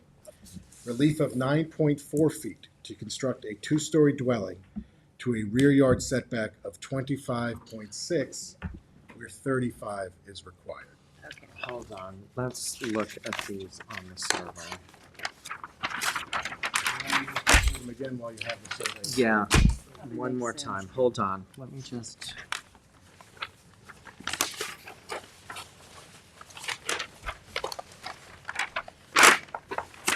Okay. All right, I see the 12.3. We've got, 12.3 is that north-south span. You Yep. see it there. Yeah, 25.6 is the east-west span of Robbins. Yep. You see it there. to the proposed garage, That's right. okay? To allow for now the fourth piece of relief is to allow for a principal dwelling to be located within corner clearance. There's about 25 square feet of that garage in the corner clearance. that's an improvement. It is. Well, that's because we moved the garage into the house. Correct. And to allow a deck with a height greater than 1 feet within the required front yard. And that's that entrance deck that you can see on the survey. It provides access to the lot considering it is. the grade. Okay. Is that the deck with the stairs? That's exactly right. Okay, and do you need that 11.6, do you need relief there? No, because it's now 11.6? No, well, the deck is not the house, so. Okay, It's just an elevated. you're fine. And what was the rear yard again? Where's that? Sure, the rear yard, remember, in lots like this waterfront, the rear yard is actually the front yard. Front Right. yard, yeah. So the rear yard is 25.6. Okay, that's the 25.6. Yes, that's Okay, okay. So, in addition to those setbacks is the pyramid relief. 2619. 2619. Now, that's Okay. been reduced by 60 cubic feet since we were last here. And the reason that was reduced is because, if you recall, there was a roof deck, which the, With a hot tub with a hot tub. that you removed. Those are all gone. Thank you. That was a big bone of contention with the neighborhood, as you recall, Oh, yeah, and that is gone. good. So, again, we believe, when you consider the extent to which this lot is burdened, the limited size of this home, the envelope essentially that we have to work with, and we have made concessions. Now, I know that neighbors are here, and we've maintained an open dialogue with the neighbors throughout. It's a great community. I have good friends in that community. They were concerned, and they come out, and at the last hearings, many of them came out and spoke against this. There was a thought that nothing should go here. Katie reiterated this is single and separate. It's entitled to be a single subdeveloped building lot, and relief is certainly warranted. Well, I can't say that. Katie said that, but relief is justifiable in such circumstances. So I think the thought of the neighborhood, understandably, was perhaps this shouldn't be developed at all. Legally, we are entitled to develop this. There were thoughts, and I'll let them speak. I'm sure they're here to speak about alternatives. We took a while. My client, I would check in at every meeting. They took a while to get to where they are. I can't speak to the considerations that were made in taking that almost well, I think it was over a year to come to this determination, which was ultimately to remove that roof deck. But it was agreed to and it was done. And again, our position is that this is, given the extent to which this lot is burdened, this is a reasonable request for relief. Okay. If there are any questions, I'd entertain them. I know some of our neighbors would like to speak to. Yes, now, I want you to go through the corner clearance again, because that was quite a concern as well, because of the lack of being able to see, going around the curve. Sure. And while it isn't a main thoroughfare, there is still a lot of traffic and landscape equipment and other things, as I recall. Sure. That was a concern. Well, yeah, so first of all, it's impossible on this lot because the corner clearance says 50 feet to 50 feet. You go 50 feet up and 50 feet It's over. already, yeah. And this is only 40 feet wide at the road. So regardless, this was going to have to be something that this board was going to deal with. Right. So you're saying that the proposed garage, there's a section of that intersects into the corner clearance, 25 square feet? 25 square feet. Okay. If just like that, I guess it's the southwest corner. Yeah. Is going to cut 25 square feet into the corner clearance. All right. Do you know how large the whole garage is? I mean, is it like the whole garage, or is it just a small portion of it, or? No, the garage is, It's like 20 by 10, basically. yeah, I'm it's about sorry, what was 200 it? square feet. That's about 25%. No, what did you say, Katie? 25 square feet. Plans say like 20-1 by 10, So okay. it's No, so it'd be 200 less. square feet, so it's about, not 25%, it's 12.5% of Okay. the garage. Okay. Which is, as you can see, tailored for just one car. Parking has to be a consideration either way, so a car is going to be there regardless. Mhm. You need 3 spots because there are 4 bedrooms, including one in the basement. It's 4 bedrooms. So a lot of the relief advertised for is no longer required. All the accessory relief is no longer required. The original relief that the building department requested we seek was mitigated for 2 reasons. One, because of the wetland setbacks under 330-84K, and one, because it's single and separate, so it's entitled to 3/10 Okay, single and separate, okay. Board members, I know some of you weren't here for the original. Any kind of reactions to some of this? I actually like the layout, so. John, you were here. Yeah, no, I appreciate the reductions that were made. And my biggest concern was the corner clearance, and I feel like you've addressed that issue sufficiently to my liking. And while it is quite a bit of pyramid relief, this lot is entirely constrained, and I agree with you. You can't say it's not a buildable lot. And so, given the constraints to the lot, a little more pyramid relief is required. I don't have any specific questions, but I am interested in hearing any comments from the neighbors. Can I also ask, what's the height of the ceilings and, it's just. 9-foot ceilings internally, and the total height of the building is 24 feet 4 inches. So you kept it at 9 feet? They did. So we had discussed that. Given it's a flat roof, there's a lot of duct work that actually, so the internal ceiling is going to be a bit lower than the 9 for duct work, for mechanicals and the like. Right. And you're wedded to a second floor 9-foot ceiling? Well, that is important to the client, and we did talk about that. The basement's 9 too? The basement's 8.5. 8, I'm sorry, well, 8 feet 9 inches, so 3 inches more than that.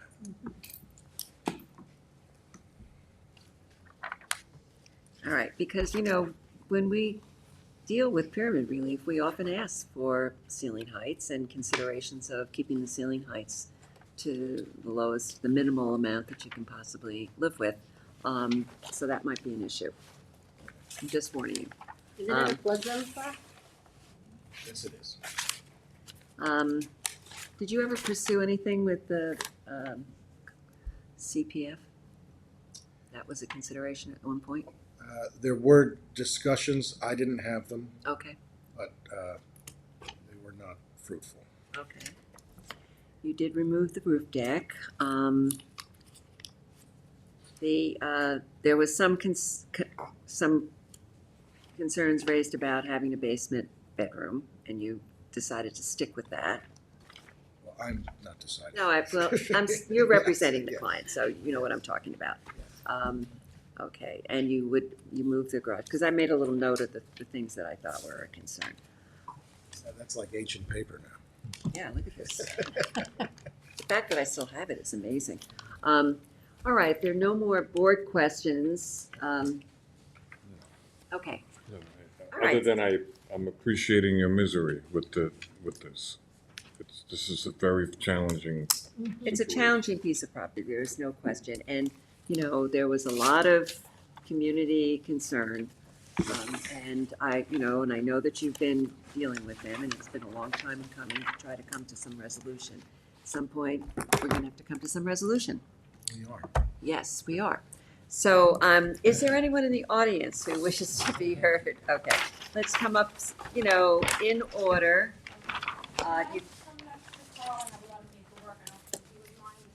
Yeah, It's fine We with sat us. together all meeting. Did I swear you in before? Yes, you did. Okay, but it's been a while. Yes. Do you want to just state your name and address again? My name is Shannon Bradley. My address is 15 Cove Road. Okay. Okay, thank you, So- Shannon. Thank you. I did want to read something, but I just want to comment on the residential zoning for the wetlands that you brought up, the 330-83K, which gives you the 50% reduction for a wetland parcel. The thing is that it's not just that. In its content, it states that, I'm putting glasses on, that the principal building setbacks can be reduced up to 50%, which is what is the relief granted for that because it's a constrained lot. So of the dimensional regulations given table 330-11 as provided for in 330-83K, the reduction for the front or rear yard shall not be less than 30 feet on any such reduced side yard or front yard. So the side yard actually can't be less than 10, which you don't have that problem in the relief that you requested, but we do have that problem for the front. This is also a corner lot, so you have two front yards. So I'm just not thinking that it's being represented clearly or depicted for the constraints, even more constraints that it has. And the fact that relief is already provided for a waterfront lot, how does that work? I actually would defer to, I guess, you, because this is like the maximum amount of relief that can be granted. Under that section. Excuse me? Under that section. Under that section. So I'm just wondering, what happens when you have to go under the 30 feet? You come here. You come to variance. That's why I said. Okay, but he already, not you, but you already granted the 50%. As of right, correct. Okay. So if he could have meant that, he wouldn't have had to come here, but he's saying I can't meet that. Right. And that's why he's asking for a variance, and that's why they have to pass that test. It's not just like, they say so. However, or ever, or anything like that. I mean, it's not like it was put there saying that it can never go under the 30. That's why you come to That's for a correct. variance. Okay, because it just seems like the 12 is so far from 30 that it's just, we all feel in the neighborhood that it's just such an enormous relief request. And we do feel that even though the rooftop hot tub was removed, that it really wasn't much move on your client's end to satisfy the neighbors' dismay about the project at hand. I just had written that the decision that you guys make on this application will undoubtedly set a precedent that is far-reaching and will be responsible for shaping the trajectory of our community's growth and development in all of the Southampton Township. So it's not just our little neighborhood, all of Southampton Town. If approved, I'm just afraid that it's going to cause a domino effect where developers and builders alike will learn of the massive amount of relief that was granted to this very small lot, and then they too will be purchasing all of our town's most special inventory to develop oversized structures on undersized lots. That is what is being applied, or that's what I feel is being applied here. And if granted, I just don't feel that we're protecting the rights of other lot owners, nor would we be preserving the unique character that defines Southampton town. So that's basically all I can offer in my opinion, and then anything that I could read about the code. I would like the rooftop hot tub and deck is still on the approved conservation board wetland permit. So I think that it would be better to have that, like that needs to be corrected so there's no opening in the future to say, oh, well, Marty Shea said you Sure. could do this. I mean, I would appreciate that to be. That's a good point. Very good. We're gonna have to go back to them on the positioning of the garage anyway. Yeah, But then you need a clarification that in fact the rooftop Oh, deck. and absolutely, yeah. We can only build what's approved here. Yeah, but I think Shannon's point is well taken. Oh, If you wanna very make well it a taken. condition that we have to go back to get that, absolutely. Yes. We will do that. And I have one other last thing, and I'm really sorry, but I do know that Don't apologize. in the prescriptions on the wetland permit, and I know you're two different boards, but I do know that, or two different, one board, one department. There is actually an endangered species that you have to call Fish and Wildlife and find out, because there may have to be an incidental take, and there's a permit that's required to do that, and I only know that because of the piping plover. So it's as serious as that. I know that it is a very weighted decision that you're making, and it definitely will create precedent, I feel, in my opinion. But in his prescription, in the chief analyst's wetland, I think it's number 9, I just pointed out real quick. So within 1.5 miles of the documented summer occurrence of federal and state endangered northern long-eared bat. So according to the permittee needs to contact the New York State Department of Environment for Division of Fish and Wildlife to ensure that the proposed forest clearing activities are protected of that bat and will not result in an incidental take pursuant to New York State Environmental Conservation Law. And I just hope that maybe your client could take that into consideration because it's extremely important. There's the bat Please, window. we deal with this in planning all the time. It's very simple. There's a period where you could do I was just clearing. gonna say that. And if you're outside of that window, you could go to the DEC for an incidental taking. If you stay within the time periods, And it's March to December, is No. my understanding. It's December to March. If it were that It's simple, December to then I would March. be That's able what to I drive my recreational vehicle on the beaches, and the piping plover would be able to have an incidental take as well. we're So not it talking can't about piping be- plover. We're Yeah, you talking just read about the I know bat. that, but It's I'm the just long-eared saying. bat. I'm only telling what the regulations. Right, and we apply all I the mean, time. I get along with everybody, and I don't mean to be whatever the word would be, but I've attended other meetings for rights. I grew up out here, I've raised out here. My family is a big conservation contributor. I've donated lots of land. I'm a Tupper. I'm not a Bradley. Conscience Point, Tupper Boatyard. I'm big into conservation. So I just think that it's Well, not I think your simple. point is well taken, and I'm sure that your client is Right. going to have to take that into consideration. But, Absolutely. but there are regulations, and if they abide by the regulations, that's kind of like all we can do. But you're just saying, make sure Yeah, it you has never abide been by the brought up regulations, before. and that's not something Thank that you for the bringing that zoning up to board's going to us. necessarily monitor, but it's a good point. It's a good I point. mean, and one thing I would love to say to you, I understand, we take very seriously the creation of precedent Right. because you can't take it back. No, you can't. And you will change the character of the community indelibly for generations if you don't plan properly. The one thing about this lot is it is such a strange lot. It is. It really is, and I think that adds to it makes it a little more precedent resistant because we will absolutely differentiate cases, application to application. We've been doing that a lot. We do that a lot on this board now, And so we look very carefully when people come in and say, oh, you granted this variance and our application is exactly the same. We're like, okay, give us those variances and let's really look at it. Right. You know, to avoid setting precedent unintentionally. And I know that it sounds like an enormous amount of pyramid relief, but relative to the other requests that we sometimes see, it isn't.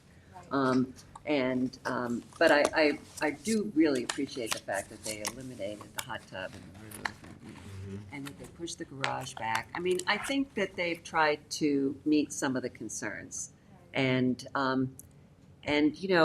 they make an argument, should be a buildable lot and we should be able to build on it. Are they gonna, is it gonna be corrected? Is it gonna be like Ryan Kessner's plan that we just saw, where you have to come back and you have to apply for the correct relief and you have to supply the correct setbacks?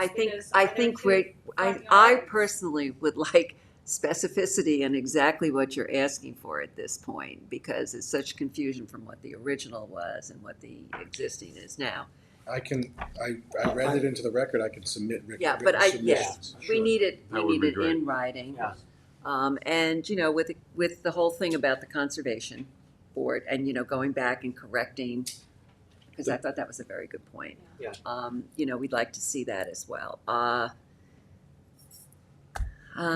But I appreciate. Or your commitment to doing that, not that it has to be done, but right away. It'll be a condition of the variance. It's a It will be condition. condition of the variance, but we want to see in its written submission prior to issuing our decision, your commitment to doing that. Absolutely. Are there clearing restrictions put on this lot by the Conservation Board if part of their permit? Well, if you look at the survey, you could see there's a 60-foot wide natural vegetated buffer, a 70-foot wetland setback. You're not looking at the survey. That was my I'm problem. going, what are you So, talking yeah, about? substantial. All And right, then- very good. And then beyond. Thank you, that. thank Okay. you. I'm sorry, I was just looking at the wrong piece of paper. Yeah, no. Susan, may I ask you something? Sure. Is it possible that we adjourn the case rather than close it and leave it Well, open? let's hear from everybody before we make a decision, Helen. Shannon, thank you very much. Thank you very much, I appreciate Thank you so your time. Okay, much. yes, Thank you. a couple of good points. Next. You're welcome. Sorry, I'm so nervous, I'm so sorry. I You're don't know very why I get like You did that. very I well. have it all in my head. Yeah, You did not look and it nervous. You did not shows. look Yes. nervous. Yeah, no, I, Your no. other side. Okay. Okay, okay, but I did swear you in, didn't I? Yes. Okay, 100 years ago, okay. Yeah, but you have to state your name and address again. Thank you. You need to give a copy to Candace. He's gonna give me a copy and he's gonna. I think I should have a copy. Yeah, you need a copy, correct? I don't need a copy, you can give it to Carl. No, that's gonna be my copy, he didn't have it.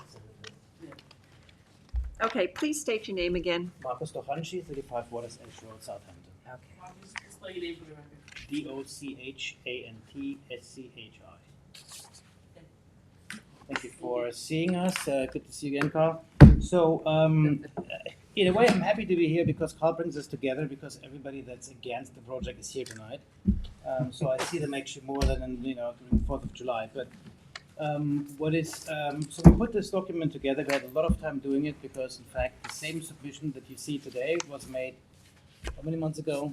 Almost a year, Almost a year ago. but not the same. It's not the same The only difference you'll see, and I put them, I did a little homework, you can see what was submitted a year ago and what was submitted now next to each other. And you'll find that the only difference is that the railing, the stair, and the roof deck has been removed. The volume of the building has not changed. The height of each floor has not changed. The garage had been removed or attached to the building during the last presentation. So in fact, nothing has changed. No communication was made with the community in terms of what should be changed. Carl was very good in reaching out to me whenever he got the drawings, which usually was the Friday before the week of the hearing.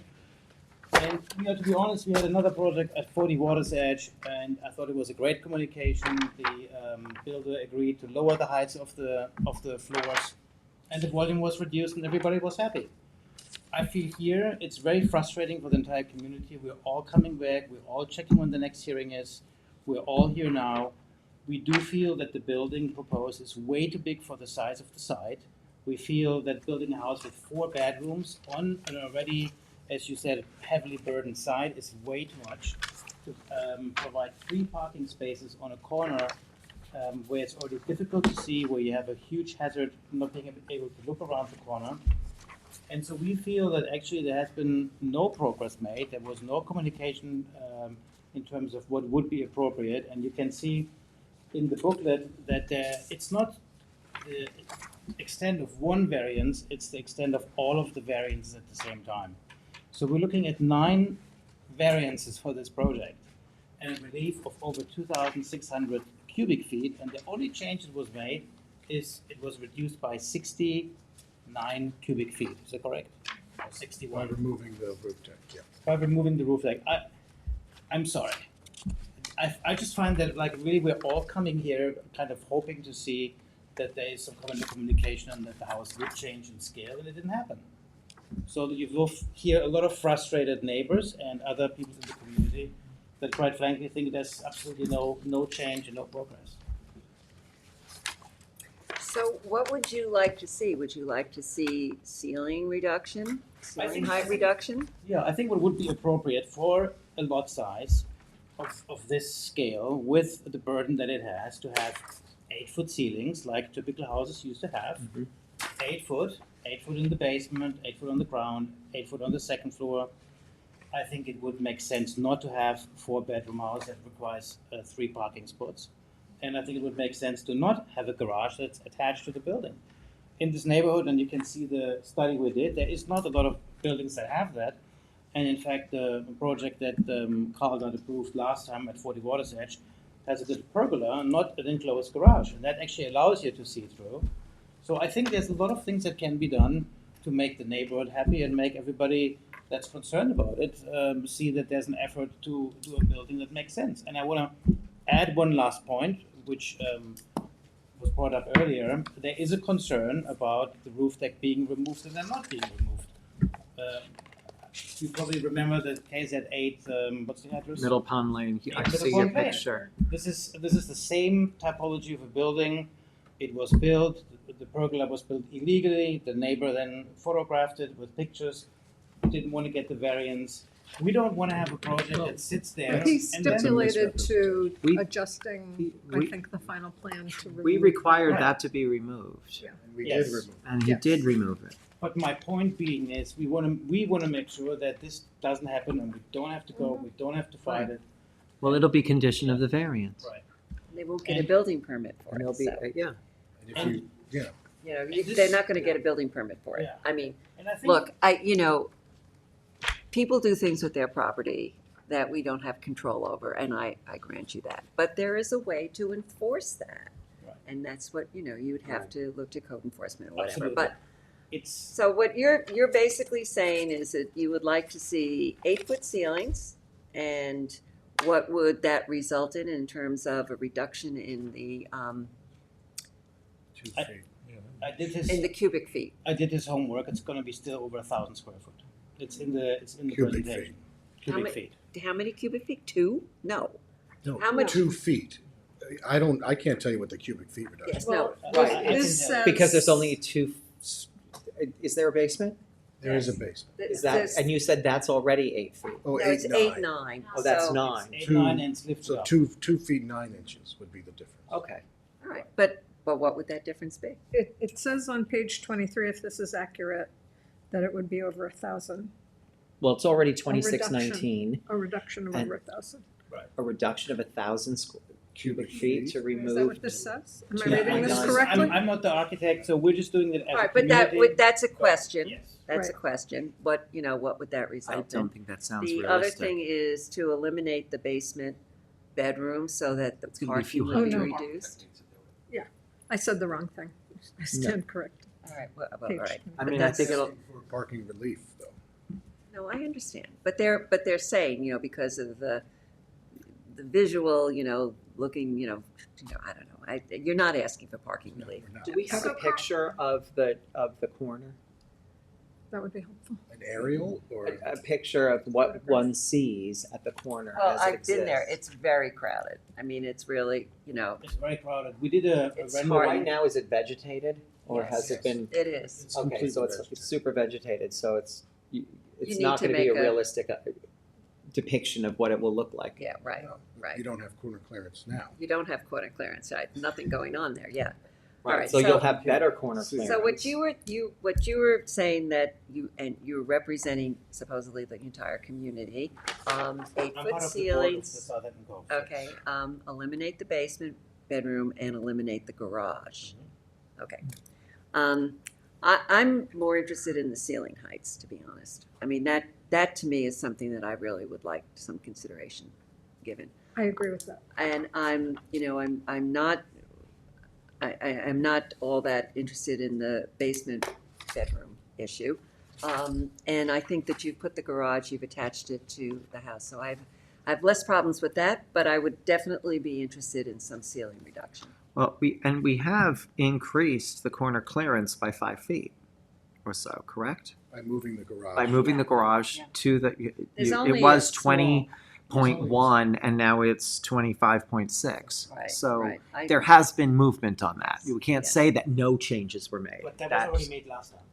But we don't, That's we not still the- get credit for But it. we're hearing that, now we're Yeah, trying you to do still get credit hear for what, what the actual variance Right. relief request is. And that's one of the reasons why we want it to be, laid out for us specifically. Okay, so We have some others. Yes, Yes, no, I absolutely. understand. I just wanted to see a reaction from the board as to what's going on here so Taking far. it all in. All right, you're taking it in. They haven't heard this before. Okay, let's hear from anybody else. Thank you so much, sir. Marcus. Very professional presentation. Well, I had a lot of time I'll just say, we gave everything to him. I would love to have got this. Do you want I my got it on copy? Friday, and then we had to change it to what you Well, gave me. no When I give it excuse. to you, would we get it? Well, wait a second. He needs a copy, Marcus, so Carl, Make do sure. you want a hard copy or you want an email? Email would be great. I'll forward it to you. I got it by email, just Thank you so 41 much. pages that I just want to be copied. Yeah. Thank you. I Mary think, Ann O'Connor, I was here previously. okay, Mary Ann. Okay, sorry. And I really just, my whole concern has to do with the parking situation and the clearance. As you said, it's extremely tight. I just, even with the garage, without the garage, I think you're gonna have trouble fitting 3 cars without them sticking out onto the roadway. And so with the garage, I Did don't you know where place them you're on the survey? putting 3 cars. And parking it is a locations, yeah. very tight area, so that, it's a safety thing that I'm concerned with here. I just want to take a look at this I survey. mean, we all know this is a very difficult lot. They knew, and I'm not saying it's not buildable, but they knew when they bought it, this was an extremely difficult lot. So for them to be looking to build something of this size, I get why they wanna do it, but I just. You're not unreasonable, right? And I'm not saying there shouldn't be anything there, but I have some safety concerns about the parking. And we say, okay, they gave, we've got 5 feet because they moved the garage over. But isn't it supposed to be a 50-foot clearance?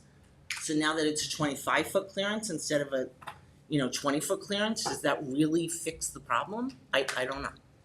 It's not a 25-foot clearance. It's 50 and 40 because that's all we have. And then 50, and there's a 25. No, but I mean, You isn't do it supposed to be a 50? No, you do 50 feet, 40 feet, you draw a line, and Okay. that's the. And that's the corner And clearance. that's the corner And clearance. And so And so now what they do, when they did that, it comes up to a little corner of the proposed garage is now in the corner clearance that shouldn't be. But that's the only part. But where? But do then the your 3 issue cars is fit? that the cars are gonna be in the corner clearance area, Correct. but not all the time. And I understand your, It's- I was very And concerned there's about the corner no clearance myself. on-street parking. No, there is no on-street parking there. And It's there's very no tight. like alternate lot that people can go park in and then walk up to their house. It doesn't exist. So it's a safety concern. How many car garage? One? So Do they need it desperately? I was gonna Is it say, something- if you it eliminate seems that, like the we could just parking goes eliminate where it. the garage is, gets pushed toward it. Yes.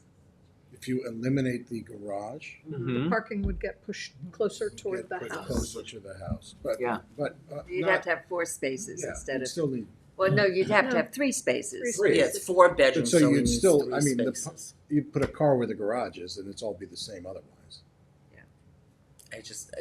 I just have safety concerns about that. It seems and- to and me like that vehicle, would be you know, the emergency vehicles and reasonable, everything else being able to get in. that could be the reasonable Alternative. alternative. Thank you. yeah, I couldn't so- speak for a second. I just froze up.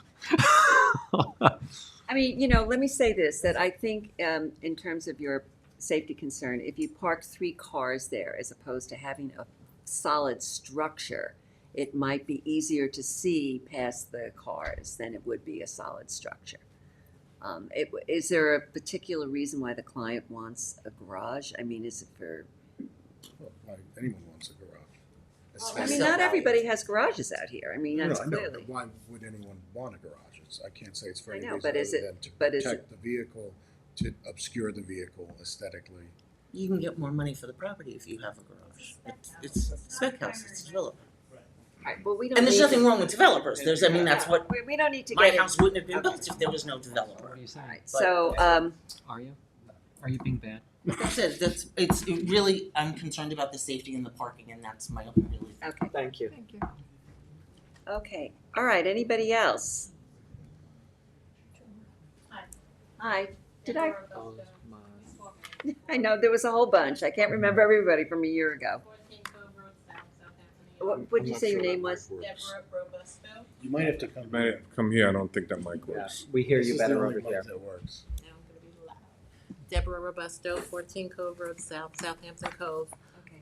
I'm the president of the Cove Association, and I'm just gonna say what, you know, Marcus, Shannon, and Marianne, I'm in agreement with everything that they're saying, especially the safety issues. You've been there, it's not a normal road, it's a very tiny road. Ambulances, fire trucks, I'm in agreement with the garage being smaller, and there's a concern that the house is so small with 4 bedrooms, it is a spec house. You know, obviously anybody can build a house and do whatever they want with it after the fact, but we're concerned that it becomes a rental with 4 bedrooms, and who's gonna say that they're not gonna put a stair back up to the rooftop? That's something we can't deal with. I know, I I understand mean, I that. appreciate that, and it's a concern of everybody in the community, but, I mean, we have what we, you know, we do. So what then we you do. call for code Yeah, enforcement. that's an Yeah. enforcement issue. So, I just wanted to agree with everyone else that spoke, and I just wanna be on record that there's other people So here from the would community. removing the garage be an acceptable? Oh, I think that would be very acceptable. All right. And the height of the ceilings, of course, I'm in agreement with.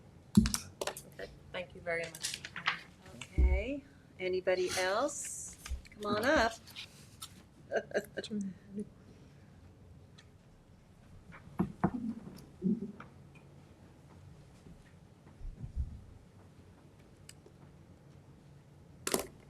Did I Maureen, I swear, I'm sorry, I'm having a year. That's you know, all right. it's- It's late in the evening, too.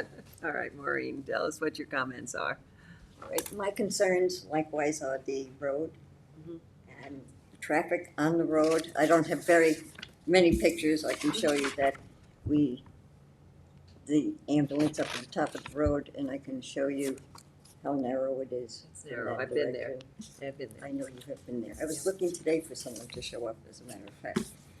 On a normal day, any truck that comes up, whether it's propane or fuel, a lot of the UPS trucks, FedEx, they have to back out. There's no place, when you come up the road, it's a dead end. You know, when you go down, that's it. There's no place to turn around, so there's no room to have a car out on the street. And my concern is with the garage and the visibility going around the corner, somebody's gonna get hit. You know, just as a pedestrian walker, there have been times where I was almost clipped, you know. No, it's a tricky And corner. I've even looked into getting speed bumps to put on the road because people do speed up even though it is a dead end. It's not heavily trafficked because there's, you know, a couple of houses. It's not like a, you know, as I said, a main thoroughfare, but it is a concern because it's a very narrow road and it really, yeah, it's tough. It's tough, no question. And, you know, when it comes to delivering like the lumber and all the other things, where are those things going to be put? You can't put them in the wetlands. How, with the size That's of the not house, something is that gonna be? They're gonna have to find a Figure it place. They're out. gonna have to figure it out They're gonna have to because figure it that's, out. that is definitely a concern, and for all construction in this town, you always have to worry about them being on the road and everything else, so they'll figure that out. They would Without figure that. being on the phone every day calling code enforcement or the Well, police? good luck. All right. Anybody else? Is there anybody on Zoom who wishes to be heard on the application of 11 Robbins Lane? One person. Okay, one person. Is that me? That's you. Hi. Did I first swear issue- you in, Carter? Have I sworn you in before? You have last time. All right, thank you. We don't see you, though. Can we see you? Sure. Can we get video? Oh, there you go. Hello. Okay. Hi. Carter Simpson, 28 Robbins Lane. I just wanted to echo a couple of things that some of the neighbors have said. Echo what Marcus said. There hasn't been any communication with the developer here over the last year, at least not with me. But I do appreciate the changes that they've made with regards to the roof deck. Do you think that's a big step in the right direction? I did want to just touch upon the garage and the road. That point, as I read the plans here, the inclusion of the garage requires 2 of the 8 variances here. Removing the garage would remove the corner clearance relief and would solve the rear yard setback.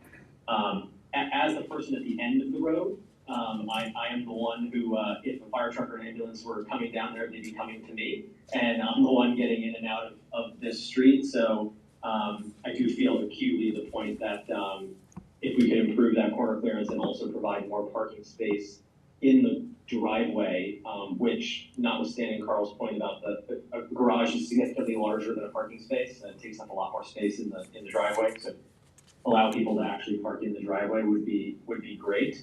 And I think would help avoid the issue of folks parking on the street for a 4-bedroom house. The other kind of request I would make, not sure that this is the right body for this, but Robbins Lane is a bit of an orphan road. I've spoken to the state, the county, the town, the trustees, and the Cove Association, and no one maintains it. It is an unmaintained road. So although it appears on this map as a 20-foot wide private road, it is significantly less than that, as the vegetation on the lot that's being proposed here has encroached into it, and as it's worn away over time. So maybe a consideration of the impact on the road and certainly the volume of traffic and construction vehicles that would be going on it. The developers here would maybe improve the road so that it would be much more passable for everybody. Clear the vegetation from it and kind of restore it to its 20-foot purported width. I'll stop there. I want to ask a question to that. Road review? Is it subject to road review? Yeah, I was just gonna ask that, Katie. Because Is it a would be private road? highly It's a private road, unusual for the zoning board to connect road improvements to a lot for which a building permit, I get they're asking for variances, but a building permit can be issued for this property, conforms to zoning and everything. Yeah. And if it's subject to road review, then the road review, I know I attend those meetings as well, will tell, based on the improvements that are being made, what level of work has to be done within the road. And The they're question usually is the this ones who subject come to in. that? And I don't know the answer. Yeah. I'm assuming it is if it's a private road. Yeah, but if it's a private road, it goes to road review. Yeah, so they'll be able to Covered. address, they're gonna address improving the conditions of the road to accommodate the development of this particular piece of property. That's what road Well, then review I'll does. constrain my comments for the purpose here to the garage. I think when you look at the other houses on this street, I don't have a garage, I don't think anybody else has a garage. You can certainly have a house without a garage, it doesn't impact the buildability of it and isn't required here for what they're trying to do and has some negative fallout effects for the rest of the neighborhood. Thank you, Carter. Thank you. All right, so here we are. We have, who's Anybody Gary's else? iPad? Oh, there's one more, Gary's iPad? It's just Gary's iPad. iPads get a voice? They do? Is it AI or? It's an AI iPad. It's an interesting last name, iPad. Yeah. Gary, are you there? Gary, we Can't don't see see you. you. Oh, there you are. okay. Can you see me now? Yes, Yes. Gary, have I sworn you in before? You have. Okay. It's Gary Mattingly, 42 Waters Edge Road. Okay, Gary, what are your comments? So I'd just like to add a few things to it. I mean, I understand that it's a buildable lot, although it is constrained by way. And if it could just be something that fit within the neighborhood, having something 12 or 10 feet off the road, it looks like Queens. There's nothing in this entire community that's less than 50. Most of them are 60 feet off the road. So this thing would be, be a monstrosity just standing straight up in the air. Wow. The second thing that hasn't been mentioned, a dock was put in for this property without any of us knowing. We didn't find out till the very end.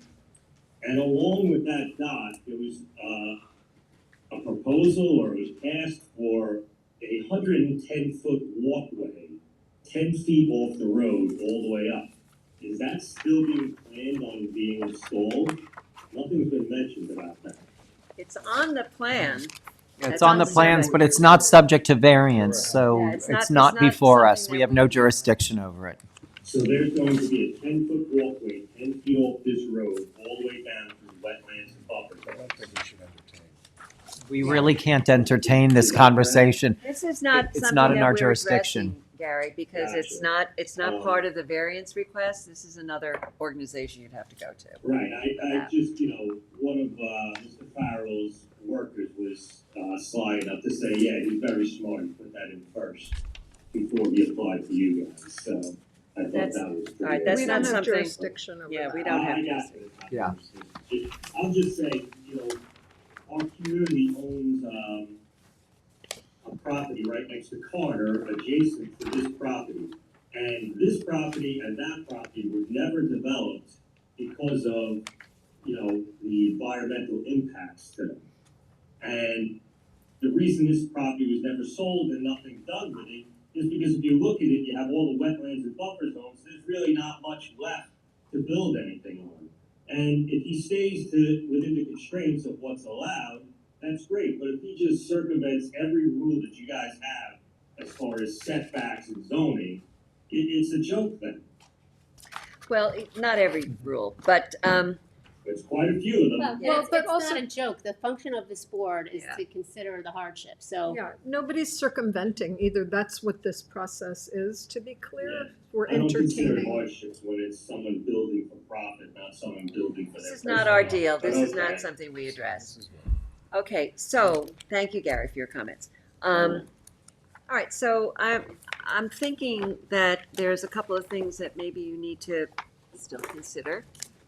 With your client. Hold it open once more. Yes, but let me just say that, I'm coming, you gotta have to have 4 votes on this board in order to get approval of the variances. And I am very much looking at 8-foot ceilings.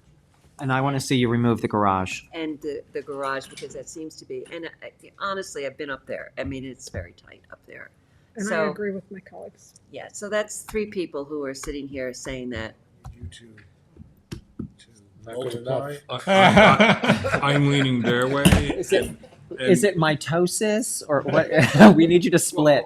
All I'll say is this, uncharacteristically of me, I really wanted to hear the whole sort of picture, and I do appreciate, the constraints, and I do Yes. appreciate the community's Absolutely. concerns. And I appreciate what Absolutely. you've done as well. But in the end, this always is the test, which is it's a really small constrained lot, which means the structure and the house and the type of house you build needs to be commensurate with the physical limitations of the property, which mitigates in favor of stuff you guys just said, and small is better, right? And that's all everybody keeps saying. And these folks, Well, bedrooms, you didn't say anything at 3? Who's talking? All right, no, I don't know who's talking, that ignore. but Go on, you go know, on, you. so the principal concern here is people that live in the community get stuck with decisions we make. Yep.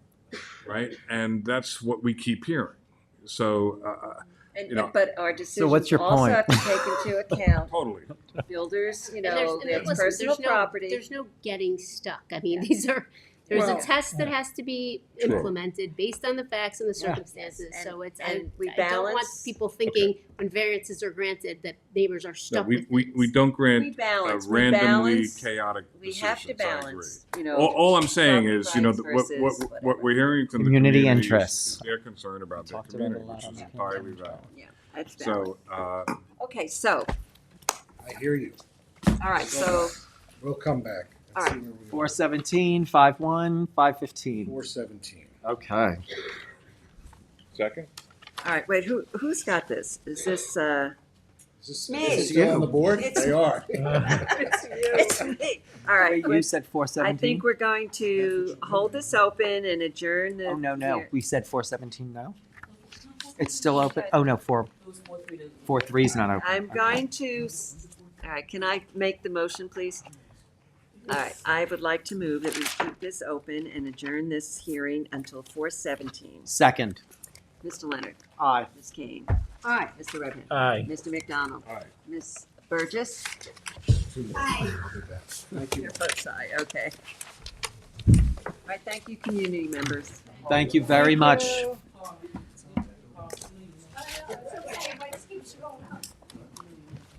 Yeah, but thank you for the wonderful information you brought to us. That was great. I'm next. All right, hold on. You again, And then one after this. and then again. Very, very quick though. Okay, look. Do this I- fast. Come on. Okay. Oh, I got to read it. have to. Number 13 on the agenda, application of Mark Curdy and Keith Seigerman, 3 Maple Avenue, Hampton Bays, Suffolk County Tax Map number 900-228-2-22. I feel like I'm calling train numbers at the station. Carl Benacasa. So loud. 860 Montauk Highway, Watermill, New York, for the applicant. I have been retained as new counsel on this. Okay. I've had numerous discussions about this application with Katie. Mhm. I've watched all the hearings. Mhm. Katie suggested I come today to explain what our intents are going forward, and just sort of give you a heads up of what we plan to, how we plan to process this. We are going to withdraw the single and separate application. Okay. The goal or the intent would be to seek a minor subdivision, which would require a lot area variance. We are not presenting that at this time. We believe that relief is far too great a pivot from what was noticed to be considered as other relief deemed necessary. So we will go through the process with the planning board and then at the appropriate time, apply for a lot area variance and consider the merits of that at that time.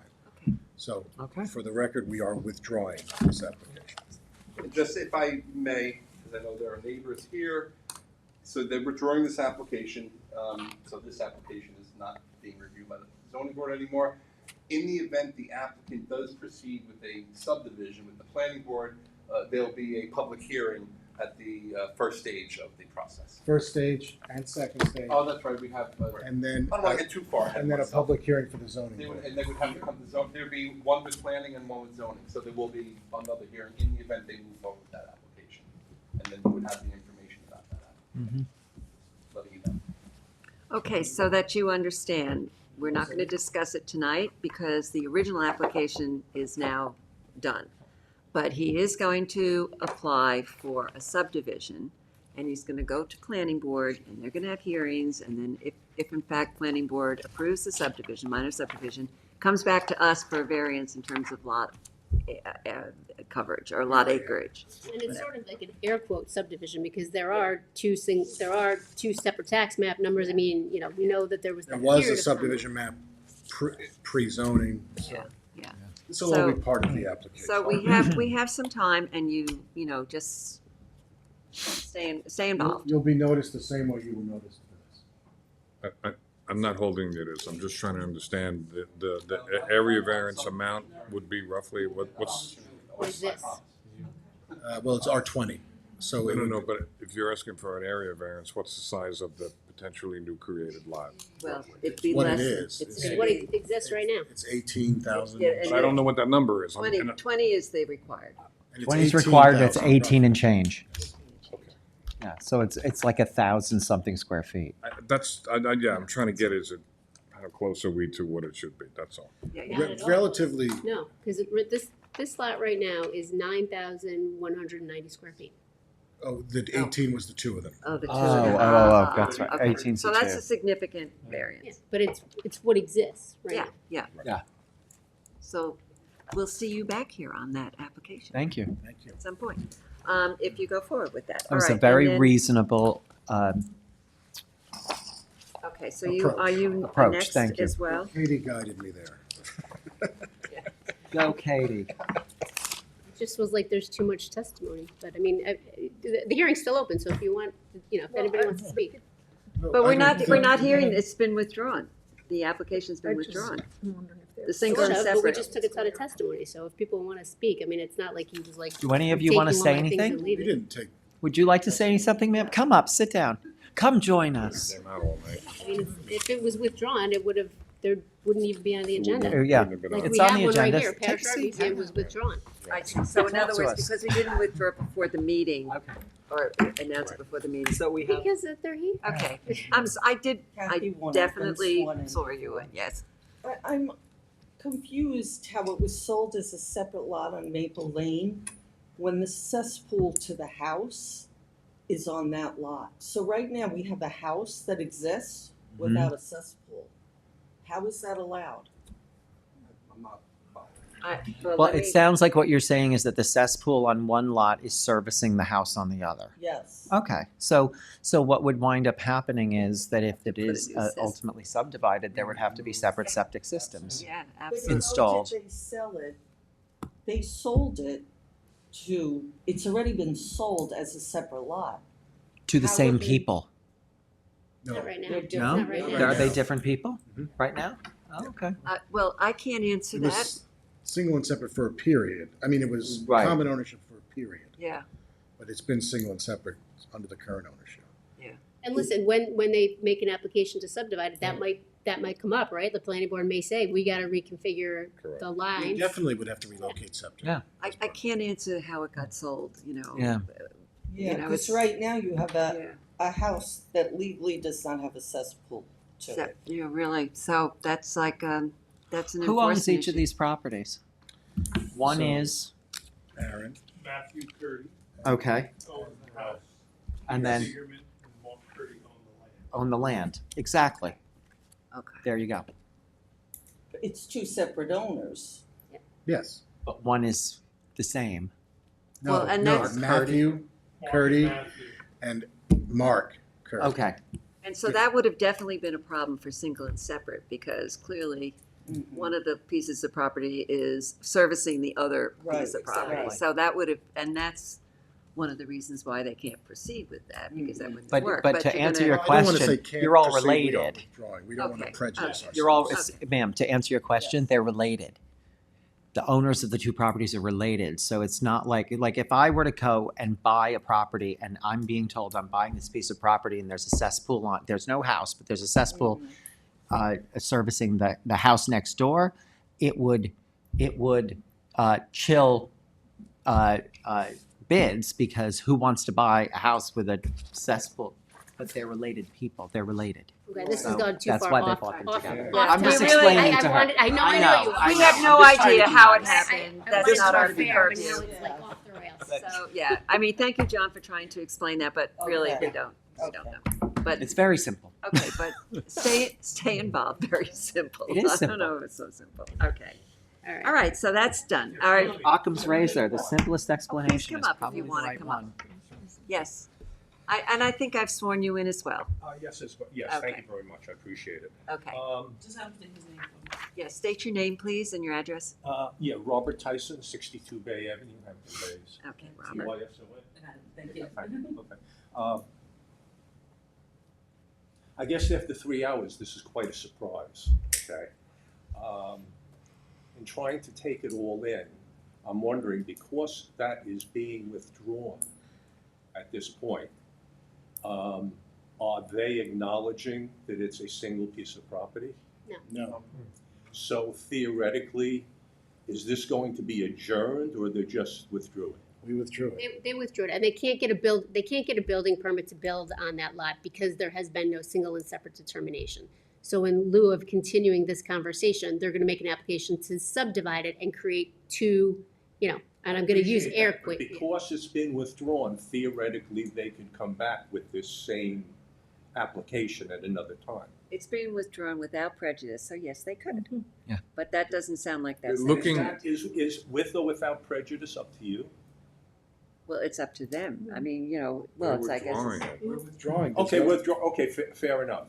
Yeah. Um, We haven't So- put anything down on them. I mean, they're just taking the whole application away. Right, and They're- it's not. They're looking to achieve the same objective a Oh, I different way. understand that. I Okay. know what he's saying. I know what he's saying. I understand that, but I'm wondering, in other words, that after all of this time, and it was about to be hopefully resolved in a decision in a couple of weeks, theoretically, because they've withdrawn this, they could come back at a future date and present the same argument again, hoping for the same outcome, correct? Sure, they absolutely Okay, all could. right, I just wanted to see that. But they're proposing No, to I pursue this a different way, right away. They're not likely to come here if they can get it the other way. totally got it, and Okay. I guess this might be a question to the planning board and not this board, but,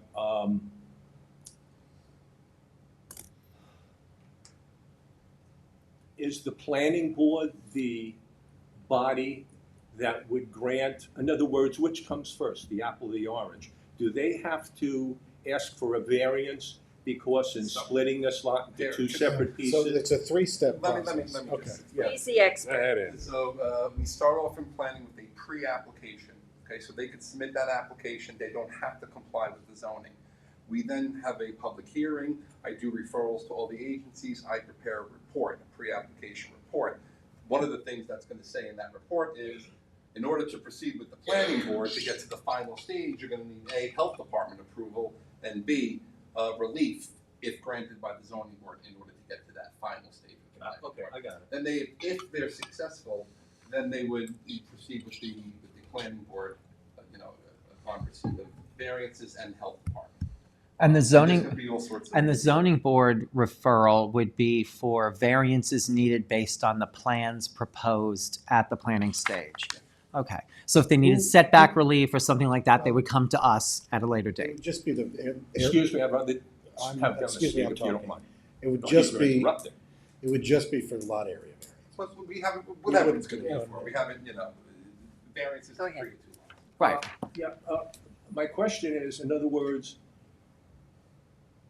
if something is planned and accepted by the board, and then they need a variance in order to do it, They would come back here. that seems like it's been going the wrong way. Wouldn't they need to know if you're even going to grant a No, to variance be for quite something honest, like that? that's the risk that the applicant takes. They spend the money with my office, we go through a whole big process, takes months, we do referrals, we give them a report, and we say, you don't meet zoning, so the planning board can't approve this at the final stage unless you get relief.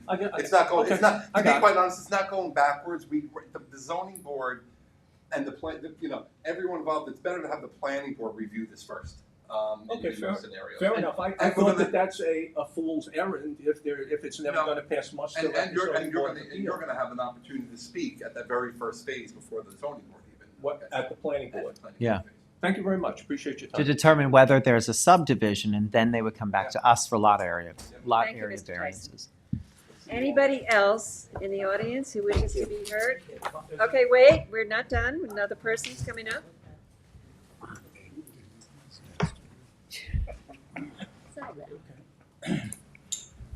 My name is John Berglund. I'm the neighbor at 7 Gravel Hill Road. And I did swear you in. Did swear me in, Yes.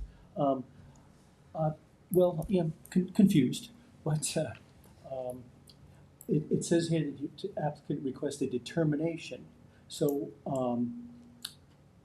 why, so it's, the application is being withdrawn, but shouldn't you be determining anyway? No, what they're doing is they're basically saying, oops, sorry, we didn't really, we're gonna take it all back, you don't even have to consider anything.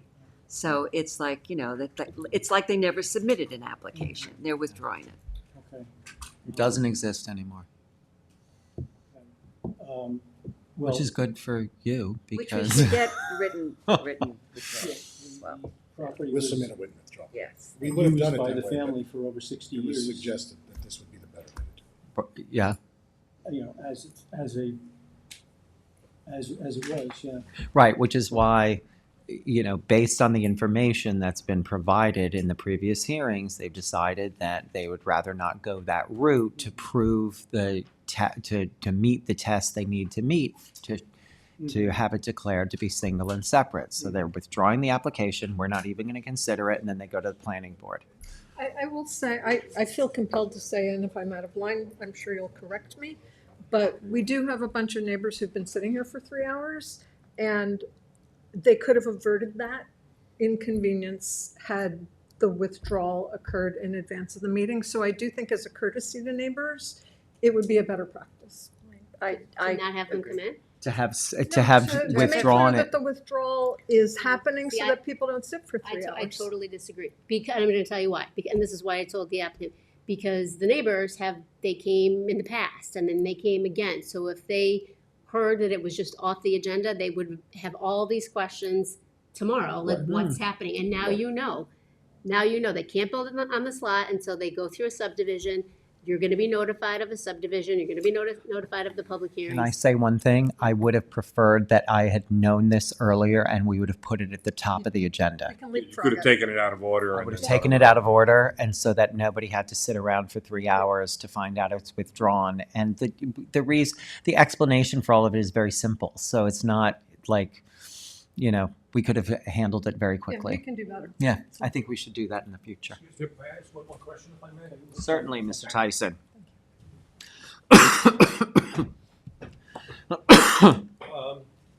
Thank you.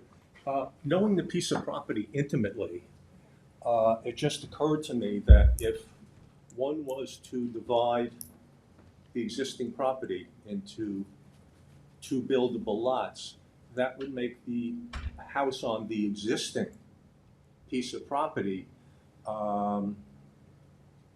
also need variances, okay? Now, when the original CO of that property was given, back in, I think, 1961, it was assumed, I will say, that the entire piece of property was one piece, because the bedroom on the back of the main house, which had been an add-on, did not get a variance because it extends within 15 feet of 16 feet of what theoretically would be The next back line. the new property line. So my question is, when we subdivide or make an application to subdivide this property, does the original house, the original piece of property that's subdividing, need a variance for the house that Potentially. extends, as well as asking for the second piece of property? Right. He's saying yes. Potentially. So does that come after the fact again as well? Yes, and again, because I'm good at what I do here for the Right, no, town, I got my you. Thank you for your report, time. my report is going to say that they're gonna need variances for this, the house is not gonna become non-conforming, there'll be, all these Okay, issues will I be got vetted it. by me. I got I hear what you're saying, you're I got it. 100% right about that. Okay, Yeah. but, because, I got it, thank you. There will be a variety of issues that'll be raised that you'll be able to appear at a public hearing and hear what's going on. So theoretically, he'd be creating his own problem by trying to do this with that house. Well, there may be Okay, additional I got it. variances, yeah. That's It could be. theoretically, I got it. Yeah, Yeah, Thank let's- you very much. Thank you, See sir. what happens. Anybody? Okay, so there's no action on this. This is Okay. the application. Okay. All right, we're not quite done. Just wait 1 second. We're Nothing? good. You're good. Okay. Do we want to see if there's anyone on? Is there No. anybody on Zoom who wishes to be heard on this matter? Zoom is empty. Okay. Application withdrawn. Application withdrawn. Thank you very much for Thank you all sitting for through- coming. Have a good night. Sitting through another exciting night at the Zoning Board of As Appeals. the zoning board turns. Okay. Number 14 on the agenda, the application of 8 Two Trees LLC, 8 Two Trees Lane, Bridgehampton, Suffolk County Tax Map number 900-67-1-2.16. Okay, I think this is another Carl. Perhaps the third time is a charm for Carl. This is This is the worst application ever. Well, let's see what you think. So here's what we're seeing All now. right, say your name and Carl address, please. Benacasa, I'm sorry. Yes, thank you. 860 Montauk Highway, Watermill, New York. His name is him again? What you're seeing, again, what you're seeing is a potential option. We're not ready to commit to this, but I wanted to come in and show you it. And the reason we're not ready to commit is because it requires the relocation of septic, and we're waiting on quotes. The quotes are coming in a pretty good range. So there's a good chance that I'll be right back here with this amendment, but I wanted to show you it. And what it is moving the court to the backyard in the far rear corner, which Great. is certainly nowhere near the front yard. And what would the variance request be? 10 Setbacks? feet setback. A 10, it says 20 here, but you mean, It needs 30, so 10-foot relief. oh, a 10 foot. So, wait, where, Oh, this is the. no, you're saying 10 feet of relief, which, If you see it, it's in the. It's 20, it says 20. Yeah. where would you need the relief? Oh, you need Oh, on the this. side. Oh, I'm sorry. Side yard. In the back, in the rear? 10 and 30, so it's 30 for side and rear for accessory, so 10 each. You moved it. Again, it's just about relocating the septic. But I think you'll agree that's a much better location. Yes. I literally went out there. Do you agree it's a much better location? Good. Yes, we do. So I'd And like to come April 3rd. No, this she is- said no. She told you no before. Why do you keep pushing? April 17th. Yeah. All right. I'm looking at about 14 feet from the third. I'll go last. Are we doing this If for anything 17? clears up, maybe she can bring it So we're up. gonna leave this up to, John is going to make the motion, and let's do Well, you want us to 417. take an action on this? Or how do you- No, no. No, no, not yet. Because He has to I'm get waiting on the separate quotes from approval. So we're gonna removing leave it septic. open to 417? Yes, we're gonna adjourn this until 417. Okay. Is there a second? Second. If you're gonna change the septic system out, consider the new technology. We will consider the new technology. I'm sure they would. I don't know. All right. Mr. You're like a McDonald? broken record. We're voting, we're I voting. know, we are voting, yes, Mr. aye. McDonald. Ms. Burgess? Aye. Mr. Redhand? Aye. Ms. Kennedy? Aye. And Mr. Leonard? Aye. And Chair votes aye. Okay, Thank thank you, you, Carl. Carl. Thank you. Thank you. Number 15 on the agenda, the application of Ellis Beladoff and Ada Greenberg, 7 Sun Valley Road, Hampton Bays, Suffolk County Tax Map Number 900-269-1-21. Your train is leaving the station. Bye-bye. I'm getting loopy. Okay. Ken, you got copies of these? I do Julie's lease. All right, so pass the big one down to Julie. Okay. And then I have my. Oh, sorry. Get the big one. I think Oh my God. there were 8 in total, the small ones, so there should be enough for everybody. Yeah, they're coming. Yeah, I gotta take that. Can share. You got that piece? That's one, I only have one. I All didn't know right, there you that. I go. didn't There you know go, that. that. And then you take the next set. And I take, So what's that? Yeah, this, that's gonna be part of this. I've sworn you in. Yes. Just state your name again and your address. My name is Jared Schaefer. My address is 360 Montauk Highway, East Fort, New York. Okay, Jared.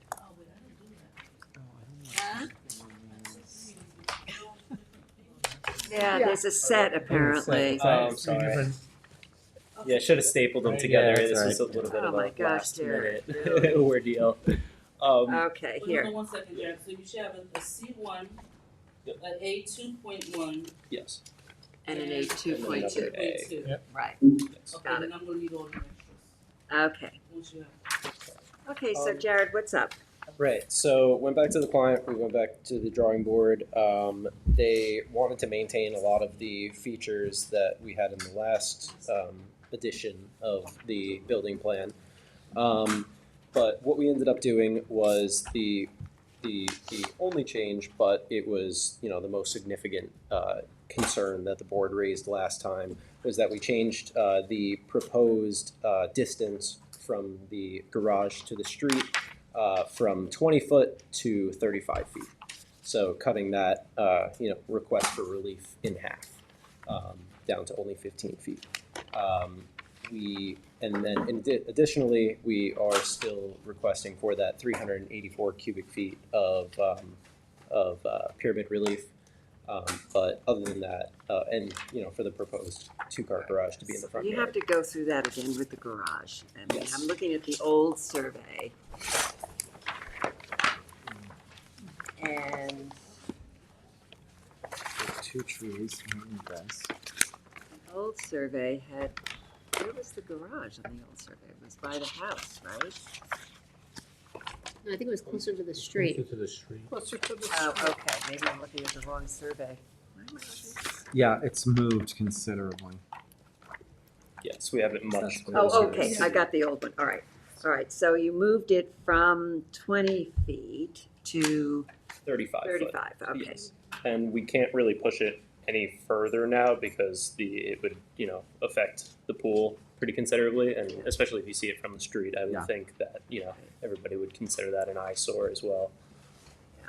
So wait, so what relief are you asking for now? Asking for that 35 feet to the proposed, So 15 feet of relief into the front yard front setback. yard setback. In You're- addition to 384 cubic feet of pyramid relief, and that is 120. Okay, hold on. You're going too fast. You're going way too fast. So you need, All right, so 35 feet setback from the front yard line. setback And to, hold on. To garage is 35 feet. You need the proposed two-car garage in the front yard. Correct. Garage in front yard. What, go ahead, next. And then 384 cubic feet of pyramid relief, and in addition, that makes it 100. And that's for the garage? For the garage, right? Yes. Two-car Yeah, garage. 124 square feet, I believe. It's on the building. We plan. just I care about it. apologize. I gave it to you. So 384 cubic feet, okay. Yes. What else? Front yard, 35 foot from the street line, and the pyramid relief. Yeah, so it's So just that's those it. three things. that's it, that's it. Perfect. And no other pyramid relief, correct? Nope. No, ma'am. Okay. Just the garage. Awesome. I think those are good adjustments. Yeah. Awesome. I Great. don't know if others have. I think they're very good adjustments, and we appreciate, you coming back and taking this to your client, and I think it's looking good. Anybody in the audience who wishes to be heard on this matter? Anybody on Zoom who wishes to be heard on 7 Sun Valley Road? Thank you. Okay, Julie, this is yours. Yes, so we are going to close the public hearing, leave it open for written submissions until April 4, with a decision on April 17th. Second, Ms. Kane? Aye. Mr. Leonard? Aye. Mr. Redhand? Aye. Mr. McDonald? Aye. Ms. Burgess? Chair votes aye. Okay, thank you, Jerry. That's Candace, it. do you want the big Sorry, ones? I just have a quick question. Yeah. Should I be present for April 17th? You don't or need should to I be. kind of just attend the Zoom meeting? Absolutely. You Okay, can great. dial in. or- Yeah, yeah. Awesome. Or you can check with Candace after the meeting. Okay, So great. if you give that to Oh, him. here, oh my God. I did draw them, but That's okay. I rewrote a couple. Okay. Thank you, Jared. Good job. Okay, we're moving on to the decisions. John, can you do Ms. Foster, because she's in the. I got her first. Okay, so Okay, you ready? just about. Hold on. Come on. She's been waiting all night, this I know, poor and I have lady. to tell you that you've earned this decision. Oh, well, I think you should be able to sleep now. Okay. Oh, I was gonna make a joke, but I'm not gonna do that. Okay. I was gonna say denied. No. Okay, so I have a decision in the application of Irene Foster, Irrevocable Trust, dated November 3, 2023, Suffolk County Tax Map number 900-296-5-21. This application is for property located at 52 West McDonnell Road, Hampton Bays. Applicant seeks to legalize an accessory apartment located within an existing detached building constructed by prior owners in 2001 to 2002. Under this set of facts and circumstances, this board finds that the application passes the standards set forth in New York State Town Law and the Town Code. Therefore, this board grants relief from the following provisions of the Town Code to legalize an accessory apartment on a non-conforming lot. 1. Town Code Section 330-11.2F Special Standards for a lot area of 13,837 square feet where 30,000 square feet is required. A lot area of 13,837 square feet where 16,000 is required. 80% of the required 20,000. And an accessory side yard setback of 5.4 feet where 7 feet is required. 70% of the required 10 feet for the existing detached garage. Excuse me, my God. You're killing it. 2, Town Code Section 330-11.2G1 Special Standards to allow the size of the accessory apartment total floor area in comparison to the main dwelling to be 37.4%, where a maximum of 35% is permitted, as shown on the survey prepared by Gary Benz, L.S., dated April 5, 2024, and the floor plans prepared by Greg W. Tieshin, R.A., of WSG Drafting and Design Studio. Oh my God. Last dated November 20, 2024. Grant of the foregoing relief is subject to such conditions and permits as the applicant has already acquired or may otherwise have to acquire for final approval of the subject premises, including the removal or relocation of the shed to a conforming location prior to the issuance of any certificate for the apartment. Is there a second? Second. Mr. Leonard? Aye. Ms. Kane? Aye. Mr. Redpath? Aye. Mr. McDonald? Aye. Ms. Burgess? Chair votes aye. Thank you very much and good night. Thank you. Thank you. John, we're going to go back to the beginning to give you a chance to catch your Yeah, breath. give John a break. Oh, wait, she wants it. Hold on. want to shake everybody's hand. Oh. You would let me do that, but You don't have to worry about shaking our hands. We appreciate it. Yeah. Yes, you get COVID. No, Please, that's everybody, I can't. Sorry, I can thank you enough for this. Oh, yeah, It's well, been we're, over a year, and I've just Yeah. thank you. So glad that it worked and you know out. what? The nightmare is over. Sorry for you. You're sorry for me? Get Uh, well. Oh, you know, I and I wanna understand. just- Thank you, my dear. Yeah. I just want to say you're going to have a good sleep tonight. Thank you. Okay. Thank you, everybody. I really, really Okay. appreciate Take it. good You're welcome. Thank You're welcome. Okay, I have a decision. I have an amended decision, actually. It's an amended decision for 33010 Noyak Road LLC, Suffolk County Tax Map 900-14-1-66.5. On October 3rd, 2024, this board, by decision number D024115, granted variances in connection with 8 affordable housing units to be located on a lot within an existing two-story, one-family dwelling. This decision, however, did not reference the revised site plan. As such, the ZBA decision D024115 is hereby amended to refer to the site plan prepared by Vincent Gaudiello, P.E. of the Raynor Group, P.E. and L.S. PLIC, last dated August 1st, 2024. All other provisions of the conditions of decision D024115 remain in full force and effect. Is there a second? Second. Ms. Kane? Mr. Leonard? Hi. Mr. Redpath? Mr. McDonald? Aye. Ms. Burgess? All right, chair votes aye. I have a decision for Helen I will read. This is Richard and Veronica Palizzi, Suffolk County Tax Map 900-191-1-33. This application is for property located at 47A Oakhurst Road, Hampton Bays. Applicant seeks variances for a proposed deck and pool to be located in the required yards on an undersized flag lot burdened by wetlands. This board finds that the application passes the standards set forth in New York State Town Law and Town Code. Therefore, this board grants relief from the following provisions of the Town Code. 1. For a proposed pool, Town Code Section 330-76D, placement of accessory building structures and uses in all districts. And Section 330-83C yards to allow the pool to be located within the required front yard for the principal building.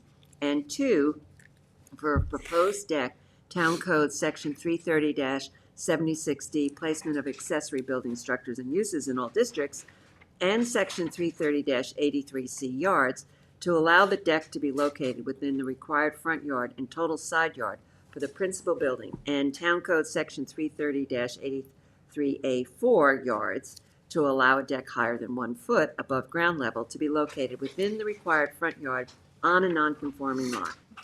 These variances are granted as shown on the survey prepared by Robert A. Smith of Squires, Holden, Weissenbacher, and Smith, last revised October 2nd, 2024.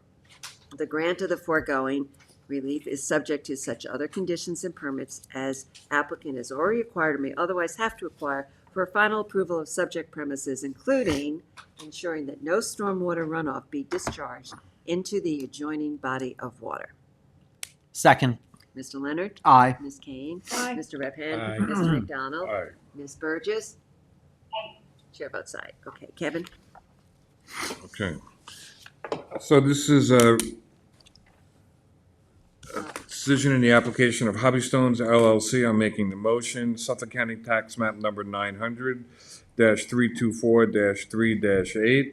This application is for a property located at 159 Lynn Avenue, Hampton Bays. Applicant requests a variance for the expansion of a house on an oversized lot where 2 pre-existing dwellings are situated. This board finds that the application passes the standards set forth in New York State Town Law and Town Code.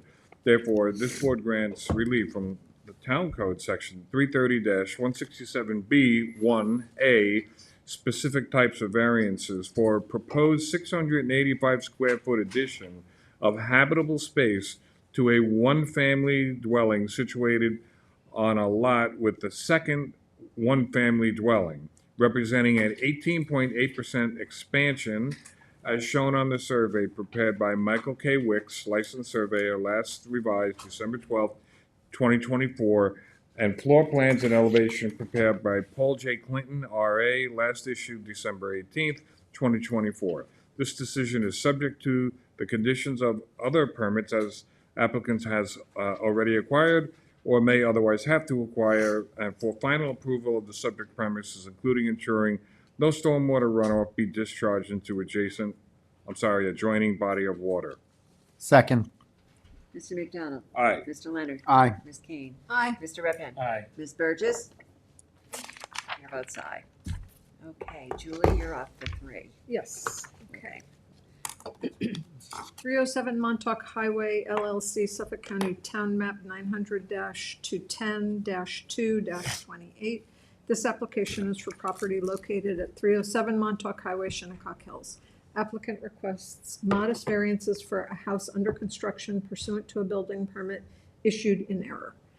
This board finds that the application passes the standards set forth in New York State Town Law and the Town Code. Therefore, this board grants relief from Town Code Section 330-115D continuance for a total side yard of 43.1 feet where 50 feet is permitted and a minimum side yard of 19.6 where 20 feet is permitted, and Town Code 330-84D pyramid height for a 340 cubic foot encroachment to the west for a new one-family dwelling.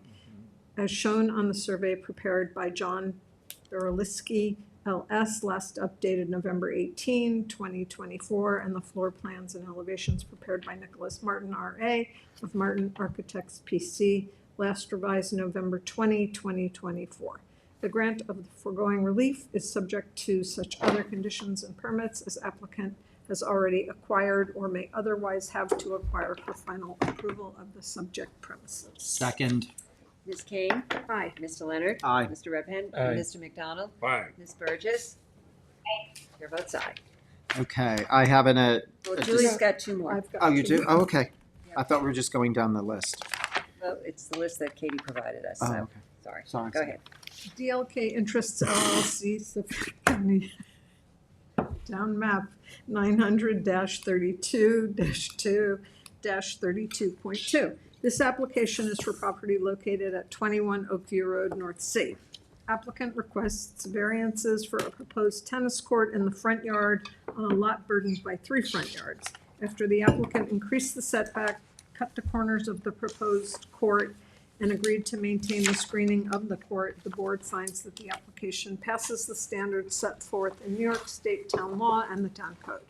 Therefore, this board grants relief from Town Code Section 330-6, General Regulations, that references Section 330-11, Residence District Tables of Dimensional Regulations, for a distance from the front lot line of 10 feet where 70 feet is required, and Town Code Section 330-76D, placement of accessory buildings, structures, and uses in all districts, and Section 330-83C, yards, to allow a proposed sunken 55-foot by 105-foot tennis court to be located in the required front yard, as shown on the survey prepared by John F. Baraliski, last revised March 7, 2025. The grant of the foregoing relief is subject to such other conditions and permits as applicant has already acquired or may otherwise have to acquire for final approval of the subject premises, including the maintenance of the wooded screening of the proposed court by the applicant and all successors in interest. Second. Ms. Kane. Aye. Mr. Leonard. Aye. Mr. Redhand. Aye. Mr. McDonald. Aye. Ms. Burgess. Chair votes aye. Last one. Okay, please. last one. Linda Perillo, Suffolk County Tax Map 900-61-1-26. This application is for property located at 38 Cove Road North, North Sea. Applicant requests variances for a proposed 10 by 16 frame shed and roof over existing steps and platform on a non-conforming lot burdened by wetlands. This application passes the standards set forth in New York State Town Law and Town Code. Therefore, this board grants relief from the following provisions of the Town Code for a proposed accessory building, 10 feet by 16 foot frame shed, little I, Section 330-115D, continuance for an accessory side yard setback of 6 feet where 10 feet is required from the east lot line, and little Roman 2, Town Code Section 330-84D, pyramid law for a sky plane encroachment to the east of 91.667 cubic feet. This board also grants relief from Town Code Section 330-83K, yards, as it relates to Town Code Section 330-11, Residence District Table of Dimensional Regulations, for a principal front yard setback of 24.9 feet, where 30 feet is required for a proposed roof over existing steps and platform. These variances are granted as shown on the survey prepared by Jeffrey W. Haderer, last dated May 31, 2024, and the plans prepared by Bill Chaliff, R.A., dated July 1, 2024. The granting of this relief is subject to such other conditions and permits as applicants have already acquired or may otherwise have to acquire for final approval of the subject premises. Second. Ms. Kane. Aye. Mr. Leonard. Aye. Mr. Redhand. Aye. Mr. McDonald. Aye. Ms. Burgess.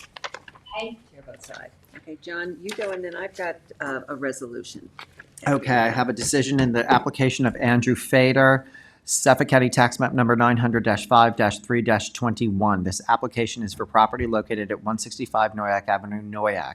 Applicant requests variances for pyramid encroachments for a new dwelling and garage on a narrow non-conforming lot burdened by wetlands. After reducing the square footage of the second floor of the garage and changing the roof ridge to reduce the encroachment, and with the condition that screening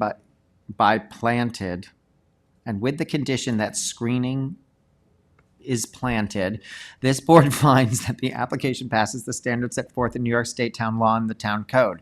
Therefore, this board grants the following relief from 1, Town Code Section 330-84D, pyramid law for a sky plane encroachment of 2,335 cubic feet, 1,014 cubic feet on the east, and 1,321 cubic feet on the west for a new one-family residence. And 2, Town Code Section 330-84D for a sky plane encroachment of 250 cubic feet on the west side for a proposed two-story detached garage, as shown on the survey prepared by John F. Berilski, LS, last revised on June 11, 2024, and the floor plans, elevations, and pyramid diagram prepared by David H. Sherwood, RA, last dated January 6, 2025. Granted, the foregoing is subject to such other conditions and permits as applicant has already acquired or may otherwise have to acquire for final approval of the subject premises, including the installation and maintenance of vegetative screening by the applicant and all successors in interest on the west side of the premises by the garage. Is there a second? Second. Mr. Leonard? Aye. Ms. Kane? Aye. Mr. Redford? Aye. Mr. McDonald? Aye. Ms. Burgess? Okay, I have a resolution, and this is in the Atlantic Golf Club, Inc., Mary Ann Gabrielle et al. Applicant, Suffolk County Tax Map 900-19, I think it's 19-1-7.1. Whereas the subject premises is comprised of property located at 1040 Scuttle Hole Road, Bridgehampton, Town of Southampton, Suffolk County, totals in excess of 200 acres in the CR 80 zoning district, and is identified as Suffolk County Tax Map 900-49-1-7.1. Atlantic Golf Club, Inc., whereas hereafter AGC, is the record owner of such premises, which benefits from various certificates of approval and boasts an 18-hole golf course with driving range and assorted buildings and structures. And whereas on August 3rd, 2021, Mary Ann Gabrielle at 1130 Scuttle Hole Road, Short Ponds Associates, 264 Geyer Road, and the Ronald L. Braun 2012 Gift Trust Number 1, located at 1188 Scuttle Hole Road, and Neil Ostberg Real Estate, LLC, located at 1172 Scuttle Hole Road, made an application to the Zoning Board of Appeals, appealing a determination by the Chief Building Inspector dated June 4th, 2021, permitting the Atlantic Golf Course to construct staff housing as an accessory use at the subject premises. Whereas the ZBA held public hearings on the application, and by decision number D022062, dated June 16, 2022, found that an accessory building intended to be used for cooking and/or sleeping purposes is not permitted by town code. This is called the ZBA decision. And whereas the Atlantic Golf Course commenced a hybrid action pursuant to Articles 30 and 78 of the CPLR challenging the ZBA decision, and whereas by memorandum decision and order dated February 10th, 2025, the Supreme Court, Suffolk County Honorable Marion Rose Tenary, JSC, found and determined that the Zoning Board of Appeals had no authority to hear this case or make any findings, and annulled and vacated the ZBA decision. Now therefore be it resolved that in accordance with the February 10th, 2025 memorandum decision and order of the Honorable Marion Rose Tenary, JSC, this board annuls ZBA decision number D022062 dated June 16, 2022, and be it further resolved that the ZBA will not file a notice of appeal or make an appearance challenging the aforementioned memorandum decision and order. Is there a second? Second. Second. Third. Ms. Kane? Aye. Mr. Leonard? Aye. Mr. Redford? Aye. Mr. McDonald? Aye. Ms. Burgess? Chair votes aye. Okay, before we close, Katie, you wanted to talk about the road review and representation. Oh, I totally forgot, yes. Once a month, the road review committee meets. A delegate from the town engineering department, the building department, the zoning board, and the planning board, and the highway department are all supposed to go. Typically, it's the town staff meet because we're all here, and the meetings are at 10, and sometimes it's difficult, but we recently tried to have a meeting and we didn't have a quorum. So I figured I would take this opportunity to maybe everybody look at your calendars, and maybe everybody just takes a month, right? And then, just once a month, somebody has to come to road review. The meeting never lasts more than like a half hour. Is it at a regular time? Yes, it's typically at 10. 10 o'clock. On which day? It's, I wanna say it's the first or second Tuesday of the It's month. like a Tuesday. But I'll get it. And then, like I said, and then if something comes up and you can't go, then maybe you could just email the group and be like, can somebody come? What's the essence of the job? It's just reviewing any kind of The new engineer construction on comes in, private he roads. presents, it's like what we discussed today. Yeah, right. There's a private road, they want a development, so sometimes they'll say you have to widen the road, you have to pave it, you gotta put shrubs, you know. Come up with So- it based on some formula, I assume. Right, and then, and that's pretty much it, And you then know. that board says yes, and then it gets. And then it goes to the town board. Yep, that board makes recommendations, they go to the town board, It the goes town to the board town adopts board, them. which can accept it or not accept it, you know. Yeah. But it's just like I said, typically the town staff kind of runs it, but I was like, oh, this is an opportunity to get everybody to commit to 1 month. And like I said, you know, if something comes up, which often it does, Right. then at least we know. Yeah. The last time. I've been going, the only thing I have to tell you though, Katie, is that a couple of times I showed up and the main meeting was canceled. That's annoying. And you know what, the problem was that it's, you know, they do by internal memo.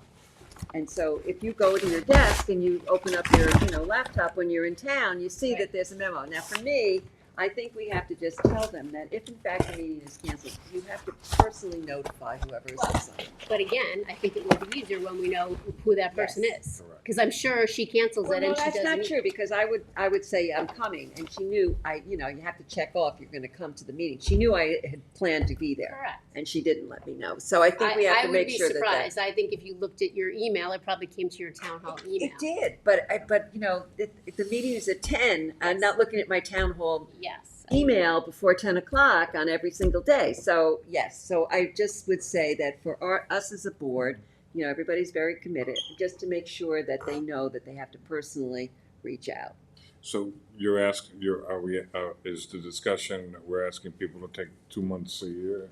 No, yes. I mean, Or but something again, like that. I'll, you know, Unless when I, there's like- Unless if somebody is unable to do it, I've been trying to attend, but you know, if, you know, you can take a meeting, it's interesting. I mean, it's sort of I'll different. get the dates, I'll email Yeah, them if to you would everybody. say 10 in the morning somewhere? Yeah, here. It's here at town hall, it's usually at 10, like I said. And it's I like quick. mornings better anyway. It's very quick. quick. It's quick. It's very quick. But, you know, the problem's been, and Katie knows this, I mean, you know, so people aren't showing up, and then we have to postpone the review. This week I couldn't do it, but, you know, it's not just the zoning board. Planning board always shows up because Tom Neely comes Yes. to everything. Yes. He's so good Yes. about that. But, you know, sometimes the building department doesn't show up, or Correct. the highway department doesn't Correct. show up. Right. So, yeah, Yep. so they're trying to ask us to help them out, to make sure that they have a quorum so that they can actually deal with these applications, so. Understood. I could be asked about it on a case-by-case basis, but I can't commit to. Yeah, well, like I said, That's I'll fine. email it, and sometimes there's nothing, so it's, you know, Yeah. we gotta make. All a right, motion to before we close. do I have a motion to Motion to adjourn? Motion to adjourn. All in favor? Aye. Meeting's adjourned. Wow.